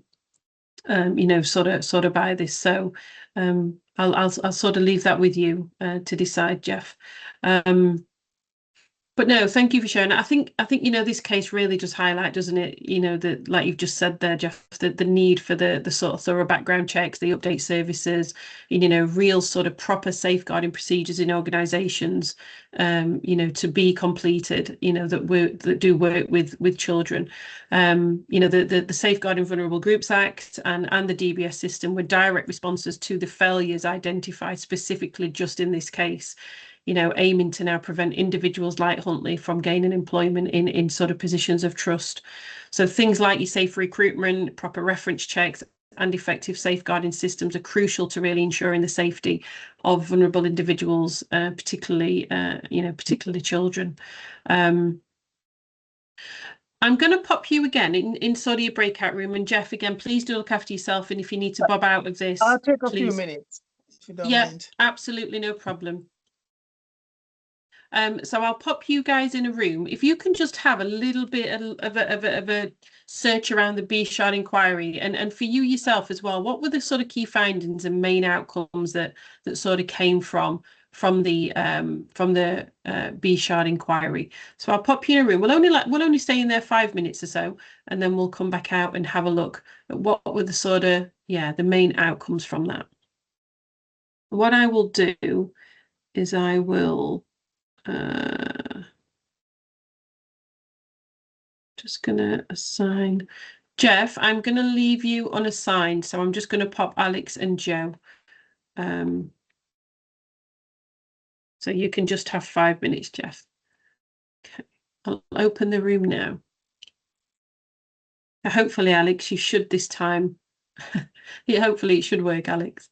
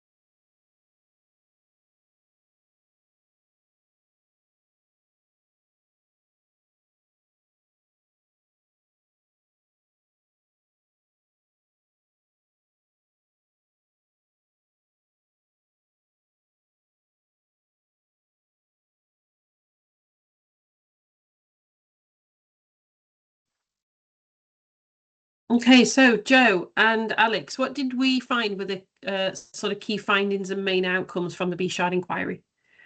So, so what we have gathered, me and Alex, is that the B-Shard inquiry is there was poor information sharing between police officers, forces, probably critical intelligence was not shared properly. And secondly, maybe the failure to record and act on previous concern about him, Ian Hartley. I think that was not done properly. Thirdly, I feel like there was an inadequate vetting and recruitment checks in schools and childcare settings at that particular time. I guess probably lack of consistent system, probably of recording, from the police forces. Yeah, I think that's what happened, what was missing. Yeah. Alex, is there anything that you want to add in terms of the outcomes as well? Yeah, I think like we said that the fact there's now a consistent system in place for safer recruitment and things that shouldn't differ from like one organisation to another is one of the best things to come out of it. And the system for police where all of them share the same like database now, so that information can be shared better between police forces, is really beneficial. Yeah, absolutely. And I think, you've kind of listed, quite a few there, but in terms of, the key findings were the failures in vetting processes, absolutely, which you've identified, inadequate information sharing, and weaknesses in the recruitment process. So the main outcomes and sort of changes was the introduction to the DBS, the vetting scheme, the enhanced recruitment standards, an increased emphasis on sort of information sharing. So these are the real sort of things, that sort of really came out. And it was the inquiry was led by Sir Michael B-Shard Edwhite's the B-Shard inquiry report, and he focused on why Huntley was able to gain employment with access to children despite his sort of previous, despite his previous history. So I think the inquiry was triggered, by the tragic murders of Jessica and Holly, which uncovered sort of major failings in safeguarding and the recruitment processes. And again, like you've highlighted, the DBS vetting schemes were all introduced as a direct result of this, and better now background checks for individuals working, with children. So it came, what came with it was stricter recruitment procedures, enhanced information sharing, and better safeguarding across services, to prevent further incidents like this happening again. Is there anything, Jeff, that you want to add or not at this point before we move on? Not really, but personally, I wasn't sure. I was happy with what they did with the partner, Maxine Carr. I think even though she did serve her time, but I believe having perverted the course of justice to anonymize her, I do not believe that helped, support the families and all that, because once again, people can have the ideology that I can pervert the course of justice and serve my time, and then I will be anonymized so that nobody knows who I am and all that. I mean, Ian Huntley, personally, I believe the reason, because he's tried to take his own life, so many times. I mean, when I was working with him, literally 2 weeks after I left Woodley Prison, he tried to commit suicide by taking 21 paracetamols. I was lucky I was not called in for the investigation, because they called in people who had worked with him 10 days prior to the day. And I had just worked with him 2 weeks before then. So 4 days off. So I think the whole thing about Maxine, family have suffered and struggled to understand why she was anonymized and all that. Yeah, absolutely, Because she was there, she exactly could have helped. Probably if she had come to the police and speak to the police and say, this, my boyfriend is like this and this, he's hard, she knew who he was, but she didn't. So probably if she had acted also as a decent human being, maybe the children would still be here with us today. Yeah, Absolutely. Gosh, it's something, isn't it, in terms of when we talk about safeguarding and serious case reviews and the B-shot inquiry and things, we could stay on them for all day, couldn't we? There's so much to explore and investigate and navigate around certain things and practices. But how do you think the changes that came from the inquiry sort of impact today's sort of safeguarding practices? Alex, I'll come to you first. So yeah, how do you think the changes that have come from that inquiry impact today's safeguarding practices? I think like the fact that they're all still in place shows that they were sort of good changes to have made, because they're still relied upon and things like that happen less. And that like it's just reassuring to know that there's those checks in place when people are being recruited. Yeah. Yeah, absolutely, absolutely. And what about yourself, Joe?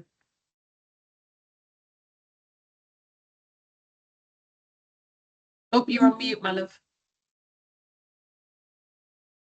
Sorry. I think the creation of vetting and barrier scheme to prevent unsuitable people working with the children, Mm-hmm. it's one of those major things that is still enforced and which is really good. And also the new police national database whereby in every part of the world within the United Kingdom where information of where even if you're in Northern Ireland or in Scotland, Wales, that information it can still be passed from that side. So yeah. Yeah, absolutely, absolutely.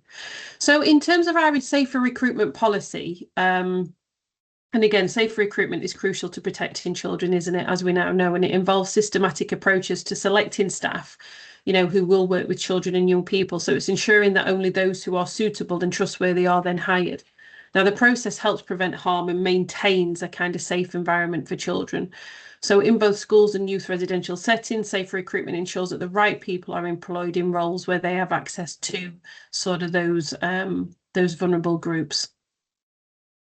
So you do have things like your job description. It should clearly define the role and responsibilities. The person specification should outline the characteristics, and also make clear that the welfare of the children and young people is sort of a priority. You've then got the application process. So this is now what they're sort of setting out is a standardized application form, which should be used for all roles to ensure that sort of each candidate provides the same information, including details of employment history, reasons for any gaps, and any consistencies of gaps then should be questioned. You've got again your pre-employment checks, so things like your DBS checks, your enhanced DBS checks to identify criminal convictions, anything like that. Your reference checks as well. Obtaining at least 2 references included from previous employers or professional contact, and these should be checked and also followed up, with those that have submitted those references. You've then also got your right to work. So your right to work for non-UK applicants, it's necessary to check that they have the right to work in the UK, ensuring that they are legally eligible to work in the country. You've got health checks. Employers are encouraged to check whether the applicant is physically or mentally fit for the role. And this is particularly important, I think, in residential care, where the demands of the job may include managing physical tasks or supporting individuals with quite significant emotional needs as well. So again, those health checks are really important. Then you've kind of got your interview and selection process. This is where you're assessed on your knowledge of safeguarding and commitment to child welfare. The interview panel should really include someone with safeguarding expertise to evaluate the candidate appropriately and ask sort of those safer recruitment questions. Then you come through in terms of your induction and ongoing training. So once hired, you've got your induction process, you've then got your safeguard training and the organisational policies and which includes then how to report concerns. And then equally your ongoing refresher training, that must be provided regularly, particularly on changes in safeguarding policies, to ensure, that all staff do remain up to date, sort of with your best practices.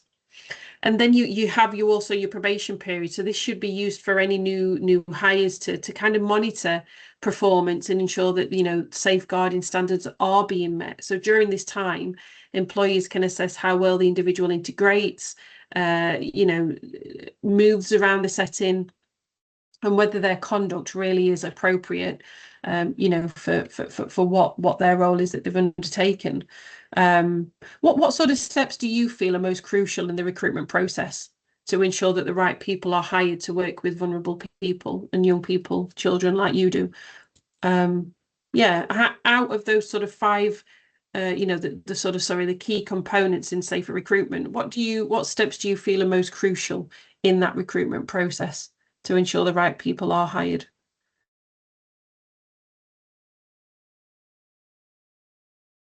Who wants to go first? Jeff, what do you think? I think that the application process, because that's where everything begins, you know, where you look at the applicant and then the first knowing what they have done, looking at the DBS behavior and all that, checking where they've worked is critical, because then you can get quite a lot from previous employers and all that. Also, I think previously things used to be difficult, but nowadays, during the era of technology and all that, making sure that you're actually seeing the person, because I know sometimes people used to do phone call, you know, interviews that you can't see, you just hear the voice of the individual. Make sure if the person is not actually on, you know, face to face, then they are virtually online, and you can make sure that it's actually them that are meant to be coming for the job, because nobody, it's not somebody else that's doing the interview on their behalf. Yes, yeah. You've got their, you know, what do you call it? You've got their documents and their IDs prior to you actually doing the interview, so that you can check to make sure that is the right person and all that. So that then even before you actually bring the person on site or on board, you make sure that at least you've done enough checks to make sure that you have almost the right person. Yeah, absolutely. And it's amazing what AI can do these days, isn't it? In terms of generating new people and voices. Alex, what about yourself? What do you think are sort of the key steps there? Obviously, as like we've already talked about, the pre-employment checks are really important, but I think like the induction and the probation period are also really valuable. Because like there was a panorama, I think, about people working in sort of settings like mine, and they were only getting sort of 1 to 2 day induction periods, and that's just not sufficient to cover the amount of training that is needed to work somewhere like ours. And although when you first joined, the 2 weeks feels like a bit of a slog, but it's really valuable to, I think, have that length of time. And then I think the probation period as well, because it just allows more time for things to sort of come out and be seen in people's practice, because you can hold it together for 2 weeks and you could potentially get your fake references and things and all of that and get through your interview. But once you've got that far, it's then when you're actually doing the job that's when people might be going, actually, there's some red flags and some safeguarding concerns with this person's practice, and it gives the employer an opportunity to cut that off in that early stage. Yeah, absolutely. Absolutely fantastic. Yeah, two really good points there. Thank you for that. And I'll be interested to know what that panorama is. So yeah, do let me know. Send me an email or in the chat if you know what it's called. I'm always interested in watching things like that. Joe, what about yourself? What steps do you think are pretty crucial? You're on mute, my love. I feel like Jeff and Alex have said much more, but I'll just try to edit a bit of it. But I think like we have been saying, like the procedures of recruitment, they need to be tightened up in terms of like DBS checks and the probation and training, and also the probation for the 6 months. That usually some they go for a year or some 6 months. I think during that phase, you know, it's also good just not to be reluctant as an employer to just say, okay, just because his DBS check it's good, it's clean. And also we just have to monitor some behavioral changes on the particular employee, you know, and just to monitor if they're actually doing the proper job, and are they any, you know, any slight safeguardings concern that I might just alarm, you know, in the future. So yeah, I feel like No, absolutely. Again, you've all three of you have summed that up sort of really well. So I think just to sort of a key takeaway from this before we move on to the last couple of slides, and then we will be finishing. Well, before we go into sort of the assignment spec. So safe recruitment, we know is essential, isn't it, for ensuring that only suitable individuals, you know, are employed within these roles to work with children and vulnerable people. So it's those thorough background checks, structured interviews, and then continuous safeguard training, like you said, including that probation. There's such key components in sort of the safer recruitment process. Now, the process, though, must be followed rigorously